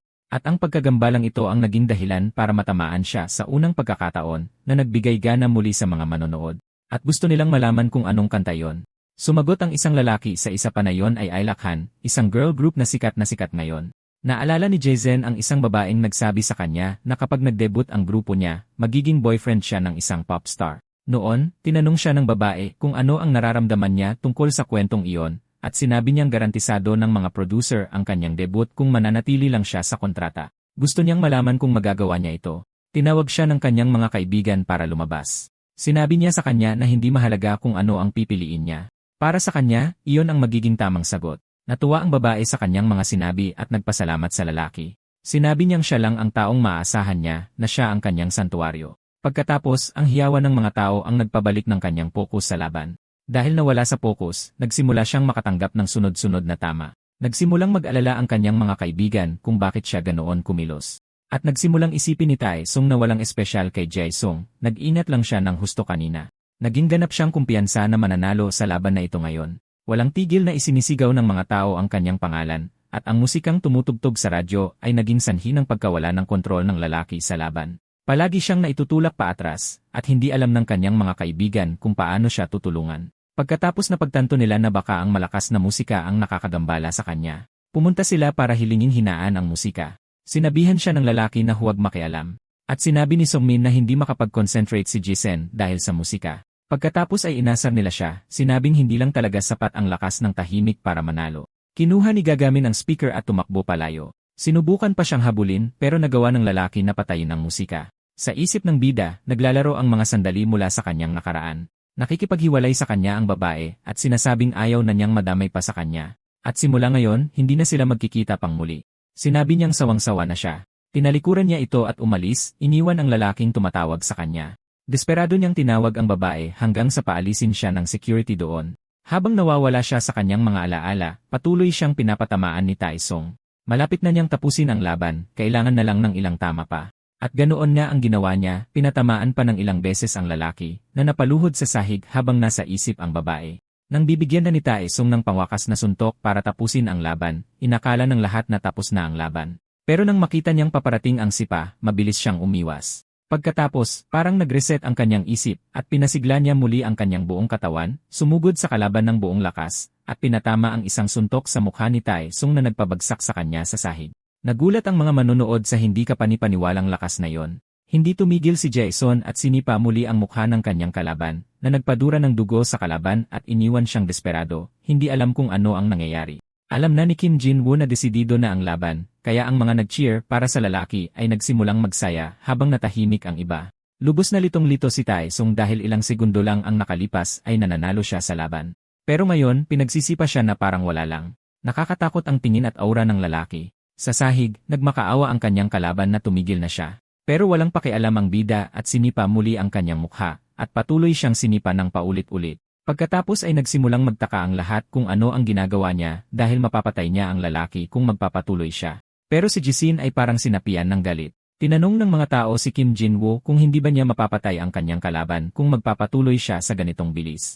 Pero imbes na mag-alala, mukha siyang nasiyahan sa uhaw sa dugo ng lalaki. Masaya siyang iniisip na ang lalaking ito ay magiging isang malaking tagumpay. At tinanong niya kung sino ang dapat na susunod niyang kalaban para mas maging kapanapanabik ang laban. Pagkatapos ay namagitan ang kanyang mga kaibigan sa laban, pinigilan siya at sinabing nanalo na siya. Galit na galit ang guro na makita ang kanyang paborito na natatalo ng ganito. Pero para sa kanya, ang mahalaga ay kung sino ang nagdadala sa kanya ng pera, at naniniwala siyang si Jason ay maaaring mapunta sa kanyang panig sa bagay na yon. Ngayon, kailangan na lang niyang gawin siyang isang tapat na asong panlaban. Siya lang ang mag-ensayo sa lalaki. Bumalik sa sarili si Jisen, pero ang kanyang kalaban ay halos walang malay na sa sahig. Binati siya ni Kim Jin-woo sa kanyang pagkapanalo at sinabing hindi nagkamali ang kanyang paghatol. Sinabi niya sa lalaki na ipakita rin ang parehong galit na tingin sa susunod na laban. Ang pera mula sa laban ay ihahatid sa pamamagitan ng kanyang ahente. Pagkatapos ay umalis siya at sinundan siya ng dalawang lalaki. Naging palakaibigan ang dalawa, sinasabing dapat silang magdiwang ng tagumpay. Pero tinampal lang ni Jae-zen ang kamay ni Gagaman na parabang sinasabing huwag siyang hawakan, at naglakad siya palayo, na iniwang litong-lito ang mga lalaki. Medyo malayo, habang dumadaan sa harap ng isang tindahan, nakarinig siya ng pamilyar na tunog at nakita niya ang palabas ni Alicon sa screen. Tinanong ng tagapanayam kung alam ba niya ang tungkol sa kanyang kasikatan ngayon.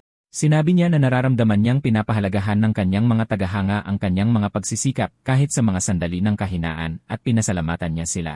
Sinusundan ni Sungmin at Gagamin ang lalaki at nagtataka kung bakit siya tumigil para panoorin iyon tungkol kay Alyakon. Tapos naalala nila na kakaiba ang ikinikilos ni Jisen matapos marinig ang musika niya. Akala nila ay hater siya nito at hindi nila maisip na may mga hater pala ito. Nagulat si Sungmin nang makitang fan pala ng mga awit si Gagamin. Binaliwala niya ang lalaki, sinabing inaasahan na niya yon mula sa kanya. Pero pagkatapos ay inamin niyang fan din siya ng banda. Maya-maya, dumating si Jisen sa dalampasigan, at patuloy siyang sinundan ng dalawang lalaki doon. Umupo ang bida sa isang bangko at pinagmasdan ang dagat. Tinanong ni Gagaman ang kanyang kaibigan kung hindi ba niya dapat itong kausapin, ngunit sinabi ni Gagaman na hindi iyon magandang ideya. Nagpumilit ang lalaki, sinabing kung magkaibigan sila, dapat may gawin sila. Sinabi ni Gagaman na may naiisip siyang isang tao na maaaring magbigay aliw sa kanya at pinag-isipan niya kung dapat ba niya iyong gawin o hindi. Habang natutulog na siya, nagsimulang tumunog ang telepono ni Aryum. Nagising siya at nakita ang mensahe mula kay Jaizen na nagsasabing pumunta siya sa dalampasigan sa tapat ng parola. Nagbihis ang babae at sinubukang umalis ng palihim. Nadaanan niya ang kanyang ama na nakasubsob sa mesa, tulog dahil sa sobrang pag-inom. Tapos bigla, nagsimula siyang magmura sa hangin at natakot ang babae. Pero panaginip lang pala iyon at di nagtagal, nawalan na naman siya ng malay. Nagawa niyang umalis ng bahay para makipagkita sa kanyang crush. Doon sa dalampasigan, tinanong ni Gagimin kung sino ang kinontak ni Seungmin at sinabi niyang isang babae. Nagulat ang kaibigan niya nang malaman na nagmemensahe siya sa mga babae. Nagsimula siyang magpaliwanag na sa totoo lang. Hindi alam ni Aryum na siya ang nagpapadala ng mga mensahe, at iyon ang teleponong ibinigay niya kay Jisen dahil gusto niyang makipag-usap sa kanya sa pamamagitan nito. Pero nang makuha niya ang telepono, sumagot siya sa ilang mensahe na nagkukunwaring siya ang lalaki. At sa kaloob-looban niya, alam niyang dapat niya itong isauli, pero hindi niya magawa. Ipinatong ni Gaguman ang kamay niya sa balikat ng kaibigan at tinanong kung gusto ba niya ang babae. Sinabi niyang gusto niya ito dati, pero ngayon alam na niya ang kanyang lugar. Tinulak siya ng kanyang kaibigan at sinabihang bumalik na agad. Naglakad ang lalaki palapit kay Jaizen, na nakaupo pa rin sa bangko, at iniabot sa kanya ang telepono. Humingi siya ng paumanhin at sinabing umakto siyang medyo katulad niya, at nagpadala rin siya ng huling mensahe na humihiling sa lalaki na huwag tanggihan si Aryum. Habang paalis, sinabi niyang bagay na bagay silang dalawa. Pagtingin sa telepono, nakita niya ang mensahe mula sa babae na nagsasabing malapit na siya. At sa unang pagkakataon, kinabahan siya sa sitwasyon. Nandoon si Aryum na tumatakbo para salubungin ang kanyang minamahal. Pagdating niya, si Gagumin na nagtatago ay namangha sa ganda ng dalaga. Habang sinasabi niyang bagay na bagay silang dalawa, nang hinayang naman ang kanyang kaibigan sa pagkawala ng babaeng pangarap niya. Sinabi ni Gagamin na gumagabi na at dapat na silang umuwi. Inanyayahan niya si Seungmin na matulog sa bahay niya para maglaro ng video games. Umalis ang dalawa para bigyan ng privacy ang magkasintahan. Namayani ang katahimikan sa lugar na yon, tanging tunog lang ng dagat ang maririnig. Nagsulat si Aryum ng mensahe na nagsasabing nagulat siya nang makatanggap ng mensahe at naghihintay siya ng sagot mula sa lalaki. Sumagot siya na iniisip niya ito. Sinubukan niyang magsimula ng usapan tungkol sa tunog ng tubig, pero emoji lang ang isinagot niya. Tinanong ng babae kung madalas ba siyang pumunta doon, at sinabi niyang iyon ang unang beses niya. Tinanong ni Jaizen kung anong oras siya karaniwang natutulog, at sumagot si Aryum na 10:00 ng gabi. At sa katunayan, nang makita niya ang mensahe, tulog na siya. Tumayo siya at sinabing ihahatid niya ito pauwi, pero hinawakan ng babae ang kanyang braso at sinabing ayaw niyang umuwi. Hindi siya nakipagtalo o tumutol. Tinanggap niya lang ang kanyang pakiusap. Pumunta siya sa vending machine para kumuha ng maiinom nila. Nagpasalamat siya sa kanyang kabaitan, at tinanong niya kung bakit ayaw nitong umalis. Sinabi ng babae na parang kulungan ang kanyang tahanan. Sinabi rin niya na nagulat siya nang matanggap ang mensahe nito ngayon, at noong huli ay nagpadala lang ito ng good night message, na ikinagulat din niya noong araw na yon. Dahil bigla na lang siyang nagpadala ng mensahe na nagsasabing good night. Tiningnan ni Jisen ang kanyang telepono para sa mga huling mensahe, at mayroong good night message mula sa nakaraang araw na ipinadala ni Seungmin. Pero walang sinabi si Jisen tungkol dito. Nagpatuloy ang babae sa pagsasabing dumadaan siya sa isang napakahirap na panahon noong araw na iyon, ngunit ang mensaheng iyon ay parang isang maliit na salita ng pagpapalakas ng loob na nagsasabi sa kanyang magpakatatag. At labis siyang nagpapasalamat sa sandaling iyon at nagpasya siyang tanungin ang lalaki. Tinanong niya kung bakit hindi ito nagsasalita. Nagsimula siyang mag-isip tungkol sa mga dahilan at naglakbay sa kanyang mga alaala. Ang kanyang ex-girlfriend na tila inabandona siya, habang hindi siya pinapadaan ng mga security guard at pinagbantaang arestuhin siya. Tumakbo pabalik ang babae sa kanya at niyakap siya ng buong lakas. Sinabi niyang ilang beses siyang nagsanay na makipaghiwalay sa kanya para manatiling malamig hanggat maaari. Pero ngayong nakikita niya ang mukha nito, hindi niya magawa. Hindi niya kayang iwan ito kahit na mangahulugan pa ito ng pagkasira ng kanyang buhay. At tinanong niya si Jisen kung ano ang dapat niyang gawin. Sinabi niyang anuman ang mangyari, lagi siyang nandyan para sa kanya at sinabihan siyang huwag umiyak na maayos ang lahat. Sa tuktok ng gusali, pinapanood ang dalawa ay si Go Bong-san, ang CEO ng Bong-san Entertainment. Pagbalik sa katotohanan, sinagot niya si Aryam na sinasabing ang mga salita ng isang tao ay maaaring tumagos sa iyong kaluluwa at pahintuin ang lahat. Medyo napaisip siya at sinabing napaka-pilosopikal niyon. Sinabi niyang hindi niya alam kung ano ang nangyayari sa kanya, ngunit sa tingin niya ay hindi kasing simple nang sa kanya ang dahilan nito. Tinanong ng lalaki kung ano ang dahilan ng hindi niya pagsasalita. Mahinahon siyang sumagot na simple lang iyon. Marumi ang kanyang mga salita, tulad ng sa kanyang ama. Napagtanto niya na bahagi na niya ang paraan ng pagsasalita ng kanyang ama at inamin na isa itong hangal na dahilan. Inanyayahan siya ni Jason na maglakad sa dalampasigan. Gaya ng inaasahan sa isang Sabado ng gabi, medyo matao ang lugar na yon. Sa isang bar na kanilang dinadaanan, nagsimula ang isang diskusyon sa loob. Isang grupo ng mga lalaki ang nagsimulang pagtripan ang isang lalaking medyo mas bata sa kanila dahil sa pag-inom sa lugar na yon. Sumagot ang kumpiyansang lalaki na maaari siyang uminom dahil mukha siyang mas matanda para sa kanyang edad. Ang kayabangan ng lalaki ay ikinagalit ng lahat. Si Kang Do Leon, ang leader ng gang na gustong mag-recruit kay Jisen, na nandoon at sinabing gusto lang niyang uminom ng payapa. Tinanong ng isa sa kanila kung nasaan ang mga alipores ni Doyle at bakit siya mag-isa doon. Sumagot ang lalaki na mas gusto niyang magpahinga ang mga bata tuwing bakasyon at mas madali iyon para sa kanya. Sinabihan siya ng lalaki na umalis doon, sinabing kung hindi, pagdudusahan niya ang mga kahihinatnan. Kinukutya ang lalaki, tinanong niya kung binuli ba siya ng mga veterano mula sa AC High para magkaroon ng ganoong kalaking galit. Tinawag nila siyang mababaw dahil sa pagiging makitid ng kanyang mga ideya. Hinagis ng isa sa kanila ang lahat ng nasa mesa, sinabing sabik na siyang suntukin ito. Tumayo at sinipa ang mesa sa kanilang apat, sinabi niyang una sa lahat, hindi siya kailanman natakot na mabugbog. Napansin ng lahat sa loob at labas na magsisimula na ang isang away. Nagsimula ang suntukan ng isa laban sa apat. Tila nakikipaglaro lang ng away si Kang Doyle sa mga bata hanggang sa gitna ng kanyang mga galaw, natagpuan ng kanyang tingin ang bughaw na buhok ni Jason. Umiti siya at sinabing ikinagagalak niyang makita ito roon. Tuwang-tuwa siyang makita ang kanyang kaibigan. Sinabi niyang bibisitahin na sana niya ito pero nagkataon na nagkita sila doon. Niyakap niya ang lalaki na walang naintindihan at sinabing tadhana iyon. Tumatakbong lumapit ang mga lalaking kaaway niya sa bar at tinanong kung galing ba sa isang gang si Jason. Tinanong niya kung hindi ba nila masabi sa tingin lang. Sinabi niyang magkaibigan sila ni Jason. Pero walang pakialam ang mga lalaki sa pagkakaibigang iyon. Inilagay ni Jason si Arion sa likuran niya para protektahan siya, at nagsimulang sumugod ang mga lalaki ng may galit, sinasabing papatayin nila ang mga loko-lokong iyon. Habang sinusuntok ng leader ng gang ang isa sa mga lalaki, may isa pang lumapit kay Jason na nagsasabing kung magkaibigan sila, dapat pareho silang bugbugin. Pero madaling napatumba ng bida ang nambubuli. Sabay na lumaban ang dalawa laban sa grupo, nagbibigay babala kapag may malapit ng malingat. At sa ganoon, napatumba nilang lahat sa loob lang ng ilang segundo. Inisip ni Eryom na naniniwala siyang nasa ibabaw ng napakataas na pader si Jason. Pero napagtanto niya na minsan, bumababa ang lalaki mula sa pader para tulungan ang isang tao. Mukha pa nga siyang napakalamig. Pero sa katotohanan, hindi siya malamig. Lahat ay lumalaban para sa sarili nilang kagustuhan dahil sa purong pagkamakasarili. Pero higit pa roon si Jason. Lumalaban siya para sa isang bagay na higit pa sa sarili niyang kagustuhan dahil sa desperasyon. Pagkatapos, may isang lalaking naglabas ng kutsilyo at lumapit sa likod ng binata. Nang hindi niya napapansin, nakalapit ang lalaki para saksakin siya. Sumigaw ng desperado ang babae para subukang babalaan siya.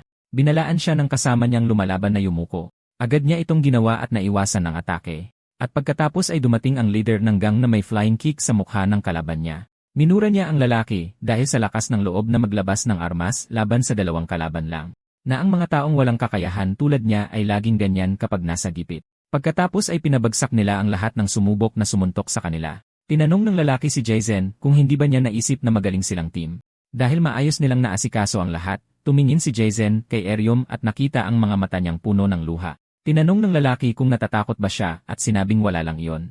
Pagkatapos ay sinuntok siya ng bida sa mukha at nagtanong siya kung ano ang nangyayari. Nang walang sinasagot, sinuntok ulit siya ni Jason sa tiyan. Bumagsak siya sa lupa at sinabing ginawa niya ang lahat ng iyon para lang makita si Jason na lumaban ng totoo. Tatapusin na sana siya ng bida, pero itinaas ng lalaki ang kanyang mga kamay at sinabing sumusuko na siya. At ayaw niyang labanan siya dahil magkakampi sila ngayon. Humihingi siya ng paumanhin sa paraan ng pagkakagawa, pero isa lang iyong pagsubok. At nakapasa siya ng may matataas na marka. Pagkatapos ay hiniling niya kay Jason na maging kaibigan niya at sumali sa kanyang gang. Pero tumalikod lang ang binata at umalis kasama si Aerium. Sumunod ang isa sa kanila, sinasabing naging malapit na ang dalawa para magkasama sa ganitong oras ng gabi. At kontento na siya dahil naramdaman niyang may papel siyang ginampanan sa pangyayaring ito. Sinabi niya na dahil may utang na loob siya kay Jason sa tulong na ibinigay nito, ipapakita niya sa kanila ang isang lugar para magpahinga sa halip na magpagalagala. Nag-atubili ang dalawa pero sumama rin. Dinala sila ng lalaki sa isang library ng comics. Tinawag niya ang attendant na natutulog para asikasuhin ang mga bago niyang customer. Mukhang mahimbing ang tulog niya, hindi man lang alam kung gaano katagal na ang lumipas. Sinabi niyang hindi pa niya nakikita ang mga mukhang iyon sa paligid at sumagot si Doyle na mga bago niyang kaibigan. Sinabi ng attendant na tila nagbago na ang tipo ng mga kaibigan niya dahil gwapo't maganda ang mga ito. Sinabihan niya ang dalawa na umupo kung saan nila gusto at magkakaroon sila ng sapat na oras dahil sagot ng bahay. Habang inirerehistro ng lalaki ang dalawa doon, sa bahay ni Aerium, nagigising na ang kanyang ama mula sa mahimbing na tulog. Nang bumangon siya, napansin niyang bukas ang pinto. Pumunta siya sa kwarto ng babae at nakitang wala siya roon. Sinimulan niya siyang hanapin sa buong bahay. Naging desperado siya nang hindi niya mahanap ang babae kahit saan. Sinabi ni Doyle na ito ang kanyang lihim na taguan kung saan siya nagpapahinga anumang oras, at bibigyan niya sila ng dalawang espesyal na pahintulot dahil hindi niya pinapapasok ang sinuman doon. Tinanong niya kung nabayaran na ba ang utang niya sa binata. Sinabihan niya ang dalawa na mag-relax at magbasa ng ilang manhwa. Nagpaalam siya sa kanila at sinabing idlip siya. Humiga siya sa isang sulok at nakatulog doon. Nanatiling tahimik ang dalawa at kinuha ni Jason ang kanyang telepono at tinanong kung natatakot ba siya. Sinabi ni Aerium na hindi, kalmado na siya ngayon. Tinanong niya kung gusto niyang magbasa ng ilang manhwa. Pumayag siya at pumili sila ng isang gawa para simulang basahin. Matapos magbasa ng ilang pahina, may mga sandali ng hiya mula sa babae. Nagpatuloy sila sa tahimik na pagbabasa ng matagal hanggang sa dumating ang attendant ng library para alukin sila ng inumin na libre. Nagpahayag siya ng pagkagulat na may mga kaibigan din palang tulad nila si Doyle. Sa totoo lang, walang totoong kaibigan si Doyle, mga bata lang na naghahanap ng away buong araw. Nang iabot niya sa kanila ang mga inumin, napansin nilang kulang ng bahagi ang dalawang daliri sa kanyang kamay. Napansin niyang nagulat sila roon. Sinabi niyang sanay na siya, hindi na siya naabala nito. Pero sa simula nakakakilabot. At hindi pa rin matanggap ni Doyle na nawala ang mga daliri niya. Ang batang dating ordinaryo ay nagsimulang maligaw ng landas mula noon. Humingi siya ng paumanhin sa dalawa sa sobrang pagsasalita sa unang beses nila doon at hiniling na alagaan nila si Doyle para sa kanya dahil isa siyang mahusay na junior. Lumipas ang mga oras at natulog ang babae na nakasandal sa kanyang balikat. Natulog siya hanggang sa magring ang kanyang telepono. Nagising siyang gulat sa ingay at nahiya nang makitang nakasandal siya kay Jason. Pagtingin sa kanyang telepono, nakita niya ang 3 missed calls. Tinext niya ang lalaki na tumatawag ang tatay niya at kailangan na niyang umuwi. Sinabi ni Jason na ihahatid niya siya pauwi. Naglakad ang dalawa pauwi sa ilalim ng magandang gabi. Dumating sila sa gusali kung saan nakatira ang babae. Sumakay sila ng elevator para pumunta sa pinto ng kanyang apartment. Nagpasalamat siya para sa mga oras ng kalayaan na ginugol niya kasama siya. Medyo nalito si Jason sa ibig niyang sabihin at nagtungo siya sa kanyang apartment. Nang ilagay niya ang password para buksan ang pinto, galit na galit itong binuksan ng kanyang ama. Sumigaw siya at tinanong kung alam ba niya kung anong oras na at kung ilang beses niya itong tinawagan. Sinabi niyang siguro na baliw na siya para gawin ang ganoong bagay. Lalo siyang nagalit nang makita ang ekspresyon niya. Sinampal niya ang mukha nito at minura dahil sa pagtingin sa kanya ng ganoon kahit na siya ang may mali. Habang nasa sahig ang babae, kinuwestiyon niya kung hindi ba niya iginagalang ang kanyang ama. Habang hawak ang babae para itulak papasok ng bahay, tinanong niya kung paano niya nagawang lumabas nang hindi nagpapaalam at ano ang ginagawa niya hanggang ngayon. Patuloy siyang sumisigaw ng mas malakas sa babae, hinihiling na sagutin niya ang kanyang mga tanong. Si Jason, nang makita yon, ay nagalit at lumapit sa kanila. Ang kanyang ama, nang makita siya, ay sigurado na siya ang naglabas sa kanyang anak sa ganitong oras at ngayon ay hindi niya hahayaang umalis ang binata. Hinawakan ng babae ang damit ng kanyang ama gamit ang 2 kamay. Sumigaw ang kanyang ama na bitawan siya kaagad. Tumingin siya kay Jisen na may luha sa mga mata at sumigaw na umalis na siya. Habang sinasampal ulit siya sa mukha, sinabi ng matanda na papatayin niya ang binatang iyon ngayon din. Tiniis ng babae ang mga sampal at patuloy na kumapit sa kanyang ama, sinasabihan si Jisen na umalis na. Sumigaw siya na umalis na lang siya doon, pagkatapos ay narinig niya ang kanyang mga salita at tumakbo palayo. Nagsimulang isipin ng bida na natuto na siyang tumakas noon pang tumakas siya papunta sa syudad na iyon. Hindi niya rin ito nagawang harapin noon. Habang tumatakas siya, patuloy na sinasaktan ng ama ng babae ito para bitawan siya. Pero sinamantala lang ni Jisen ang pagkakataon para makatakas. Ang uri ng tao na tulad niya ay tumatakbo kapag hindi niya kayang labanan ang isang bagay. Para bang walang nangyari. Ipinipikit niya ang kanyang mga mata sa katahimikan at dilim habang nahihirapang magtago. Malayo sa bahay ng babae, naglakad siyang pagod at gulat na gulat. Sa wakas, nakarating siya sa kanyang tahanan. Isang matandang lalaki ang nakaluhod sa harap ng badha at nagdarasal. Lumuhod si Jisen sa pinto at nang makita siya ng matanda, sinabi nitong gabi na siyang umuwi. Sinabi niya na ngayon lang na late ng ganito ang binata at siguradong marami itong iniisip. Ang lugar na nilipatan niya para magtago ay ang pinakatahimik na lugar para manirahan. Pero kahit doon, nagkaroon siya ng mga bagong kaibigan sa paglipas ng panahon. At ngayon, kailangan niyang pumili bago lumala ang lahat, kung tatanggapin niya ito o tatakas na naman. Ilang araw ang lumipas mula nang mangyari iyon. Nagpatuloy ang mga labanan sa loob ng paaralan. Ang Fight Club ay purong kalupitan. Ang nananalo ay hihinto lang sa panununtok kapag nagmakaawa na ang kalaban. At akala ng mga bully ay matapang sila sa pambubugbog sa mas mahihinang estudyante. Si Jinwoo, nang makitang sumuko na ang lalaki, ay nagalit hanggang sa kinuwestiyon niya ang dahilan. Sinabi niya na halos hindi pa nagsisimula ang laban para sumuko na ang lalaki. Sumagot ang lalaki na halos wala siyang pag-asa at wala nang dahilan para lumaban pa kung alam niyang matatalo siya. Tapos sinipa siya ni Kim Jinwoo sa mukha at sinabing kung nasa ring siya, hindi dapat ganyan ang pag-isip niya. At ang mga taong tulad niya ay hindi karapat-dapat maging mandirigma. Tinapos niya sa pagsasabing huwag na ulit magpakita sa kanya ang lalaki. Sabi ng isa sa mga alipors, tinatawag siya ni Professor Kim sa storage room. Kaya doon sa storage room, sinabi sa kanya ng profesor na kailangan nila ng totoong mandirigma at hindi mga peste, at inaabangan na ng lahat ang susunod na laban ni Jisen. Sinabi ni Kim Jinwoo na sinusubukan niyang maghanap ng mga lalaban, pero karamihan ay walang tibay at ang iba ay takot masaktan. Tinanong ng propesor kung sinasabi ba niyang hindi siya makahanap ng mga tao. Nanginginig ang boses, sumagot siya na hindi iyon ang sinabi niya at sinabi lang niyang aabutin ng ilang panahon. Nang tanungin kung gaano katagal, humingi ng 1 buwan ang lalaki sa propesor. Sinabi ng lalaki na ginawa niyang may kakayahang magsuot ng mamahaling damit ang gagong nakasuot lang noon ng peking sapatos. At ngayon, tila napakakumpiyansa na niya at hindi naghihintay ng 1 buwan ang mga kliyente. Sinabi rin niya na may ibang lugar na mapaglalaruan para makuha niya ang kanyang dosis ng dopamine. Na kung hindi niya kaya, maaari siyang umalis sa pagpapatakbo ng hound dog. Lumuhod ang lalaki at sinabing ayaw niya yon at nangakong gagawin ang lahat ng makakaya. Tinapakan ng propesor ang kanyang ulo at sinabing may 1 linggo siya. Kung hindi siya makahanap ng kalaban sa loob ng linggong iyon, dapat siyang managot at lumaban. Magiging isang magandang laban ang Kim Jinwoo laban kay Jason. Sa ganoong paraan, masisiyahan siyang ipakita muli ang kanyang bersyon ng isang mandirigma at magugustuhan ito ng mga kliyente. Paalis na ang propesor at ipinaalala sa kanya ang 1 linggong palugit. Galit na galit siya sa ideyang lalabanan niya si Jason. Ngayon, kailangan niyang maghanap ng kahit sino para lumaban. Samantala, sa rooftop, sabay-sabay na nanananghalian ang tatlo. Sabi ni Gagumin, nanalo siya ng 1 donkatsu bento at masama ang kumain ng tinapay araw-araw. Patuloy na sinasabihan ng 2 lalaki si Jisen na kumain dahil sobrang payat niya. Naging routine na nila ang panananghalian doon dahil komportable ang lugar na yon. Nang mag-vibrate ang phone ng binata, agad na tinanong ni Sungmin kung si Aryum iyon. Naging balisa siya, nagtatanong kung nagkakamabutihan na ba silang dalawa at sinabihan si Jisen na tingnan ang kanyang phone. Tumayo ang bida at tiningnan ang mensahe palayo sa kanila at patuloy na nagtatanong ang lalaki kung ano yon. Binatukan siya ng bahagya ni Gagaman at sinabihang huwag makialam. Tinanong ni Aryum kung gusto niyang makipagkita sa kanya sa comic book store mamaya. Lumipas ang mga oras at nagpunta ang dalawa sa comic book store. Nanatili sila sa katahimikan ng ilang sandali, nagpapakiramdaman lang. Nilakasan niya ang kanyang loob at sinabing magiging kakaiba kung hindi siya magsasalita ngayon dahil sumigaw na siya noong nakaraan. At sinabi niyang kinamumuhian niya ang sarili niyang boses dahil mayroon siyang bastos na paraan ng pagsasalita na nakuha niya sa kanyang ama mula pagkabata. Sana raw ay posibleng itago ang sarili niyang boses, pero hindi niya pinagsisisihan dahil ayaw niyang masaktan si Jisen. Sinabi ni Aryum na tiniis ng kanyang ina ang ugali ng kanyang ama hanggang sa hindi na niya nakayanan. At nang dumating ang araw na yon, umalis ito. At ngayon, silang dalawa na lang ng kanyang ama ang nasa bahay. Doon siya nagsimulang magsalita ng mas kaunti hanggang sa tuluyan na siyang tumigil.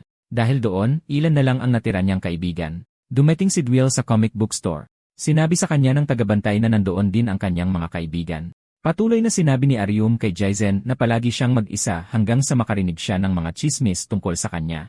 Isang bagong transfer student na hindi nagsasalita. Kaya gusto niyang malaman kung ang kwento niya ay katulad ng sa kanya. Dumating si Dwell at nagulat siyang makitang nagsasalita ito at tinanong kung anong nangyari sa kanya at nagsasalita na siya.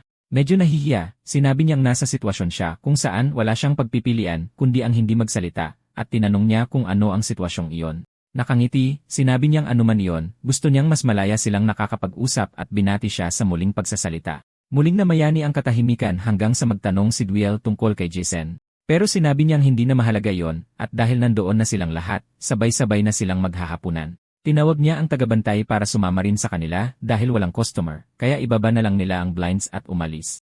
Habang paalis sila para maghapunan, galit na galit si Kim Jin-woo, iniisip ang posibilidad na labanan si Jaizen. Sabi ng matabang lalaki, napakalupit na bigyan lang sila ng 1 linggo para dito. Sa galit, tinanong sila ni Kim kung wala ba silang kilalang bully na pwedeng lumaban. Sinabi ng matabang lalaki na wala siyang kilala at nakakahiya kung matalo sa transfer student. Sinabi niyang may isang tao lang siyang naiisip. Nagsalita siya tungkol sa isang bully na umalis sa paaralan at naging gangster, at sinumang masangkot sa kanya ay tiyak na mapapahamak. Nagtanong ang isang lalaki kung hindi ba sobra na ang isangkot ang isang totoong gangster dito. Nagtanong si Kim Jin-woo kung sino ang tinutukoy niya. Sa isang lugar sa syudad, isang lalaki ang ginigipit ng isang loan shark dahil 2 buwan na siyang hindi nakakabayad at ang pagtatago ng walang pasabi ay parang pag-iwas sa kanila. Umiiyak na sinasabi ng lalaki na sinusubukan niyang magbayad. Pagkatapos may hawak na gunting, tinanong ng lalaki kung totoo ba yon dahil nahuli siya sa isang kasino at dinala doon. Desperado, sinabi ng lalaki na nandoon siya para subukang makakuha ng pera para pambayad sa utang. At sa isang jackpot lang, mababayaran niya na ang buong halaga. Sinabi niyang napanaginipan niya ang kanyang mga ninuno at nararamdaman niyang may malaking mangyayari sa buhay niya. Kinuha ng lalaki ang kanyang kamay at gamit ang gunting, hinawakan nito ang kanyang daliri. Takot na takot sa sitwasyon, nagmakaawa siya ng mas maraming oras para bayaran ang utang. Sabi ng may-ari doon, kahit nagtatrabaho, hindi siya nagbabayad ng utang at ngayon ay gusto pang bayaran sa pamamagitan ng pagsusugal. Tinanong niya kung may mukha bang tanga doon sa tingin niya. Sabi ng goons na may hawak sa kamay niya, mahapdi ito ng kaunti, at master siya sa larangang ito, kaya tatapusin niya ito ng malinis at tiyak. Nagmamakaawa ang lalaki, pero walang nakikinig sa kanya, at pinutol nila ang isa sa kanyang mga daliri. Sabi ng goon, napakahalaga ng nangyayari ngayon, at may 1 oras siya para kunin ang pera. Pagkatapos ay ibabalik niya ang daliri para maitahi niya ito pabalik. Sinabihan niya ang lalaki na tumakbo paalis doon, at sa gitna ng mga luha, umalis ito. Tinanong ng boss kung masaya ba ang kanyang goon na magdagdag ng 1 pang daliri sa kanyang koleksyon. Sumagot siya na hindi niya gusto ang ganoong uri ng mababang kalidad na daliri, pero matagal na rin mula noong naramdaman niya ang ganitong kilig. Ito ang lalaking nasa isip ng mataba para sa laban, si Jeong Jae-tae Sambay, na pumutol ng daliri ng isang estudyante mula sa parehong klase na tumutugtog ng gitara sa banda ng paaralan. Sabi ng kaibigan niya, sobrang baliw na ang lalaking ito. Dagdag pa niya, pagkatapos noon, nagsilbi siya sa isang juvenile unit at naging gangster pagkalabas. Tuwang-tuwa si Kim Jin-woo at nagtanong kung may paraan ba para makilala ang lalaking ito. Maging ang matabang lalaki na nagmungkahi nito ay nagulat sa posibilidad na tawagan siya. Ang bata ay nasasabik sa isang labanan sa pagitan ng Sonbae na naging gangster at ng hindi matatalong transfer student. At sinabi niya na wala sila sa posisyon para maging mapili kung gangster man siya o mamamatay tao. Kailangan lang nilang gawin itong mangyari. Habang pinaplano nila ang laban na ito, lumabas para maghapunan ang 4 sa kung saan. Nagreklamo si Young na ayaw niyang lumabas, at sinabi ni Doyle na hindi siya pwedeng mabulok sa tindahan ng mamaw araw-araw. Nagkomento si Doyle na noong nakaraan, nasa entablado si Young, at sinabi ng bata na matagal na yon. Sinabi ni Ariam na isa lang iyong yugto. At nagtanong si Doyle kung nasa isang banda ba ang bata dahil magaling siyang gitarista. Pagkatapos ay iniba niya ang usapan, tinanong kung gusto nilang kumain ng street food o Chinese food. May dumaang sasakyan at natanaw ang 4 na naglalakad sa kalsada. Nasa sasakyan ang loan shark at ang kanyang alipores, at humiling siyang huminto saglit dahil may mga kaibigan siyang gustong kamustahin sa malapit. Bumaba siya ng sasakyan at sinabing babalik din siya kaagad. Pagkatapos ay nagsimula siyang sumigaw, tinatawag si Hyung. Habang papalapit, sinabi niya na noong nakita niya ito, hindi siya sigurado, pero ngayon ay nakumpirma niyang siya nga iyon. Habang nagsasalita ang lalaki tungkol sa kung gaano nakatagal, ang bata, nang makita siya, ay naging desperado. Naglakad siya paatras hanggang sa mabangga niya si Doyle, na humawak sa kanya para subukang intindihin ang sitwasyon. Nagtanong ang gangster kung nakakita ba siya ng multo para matakot ng ganoon.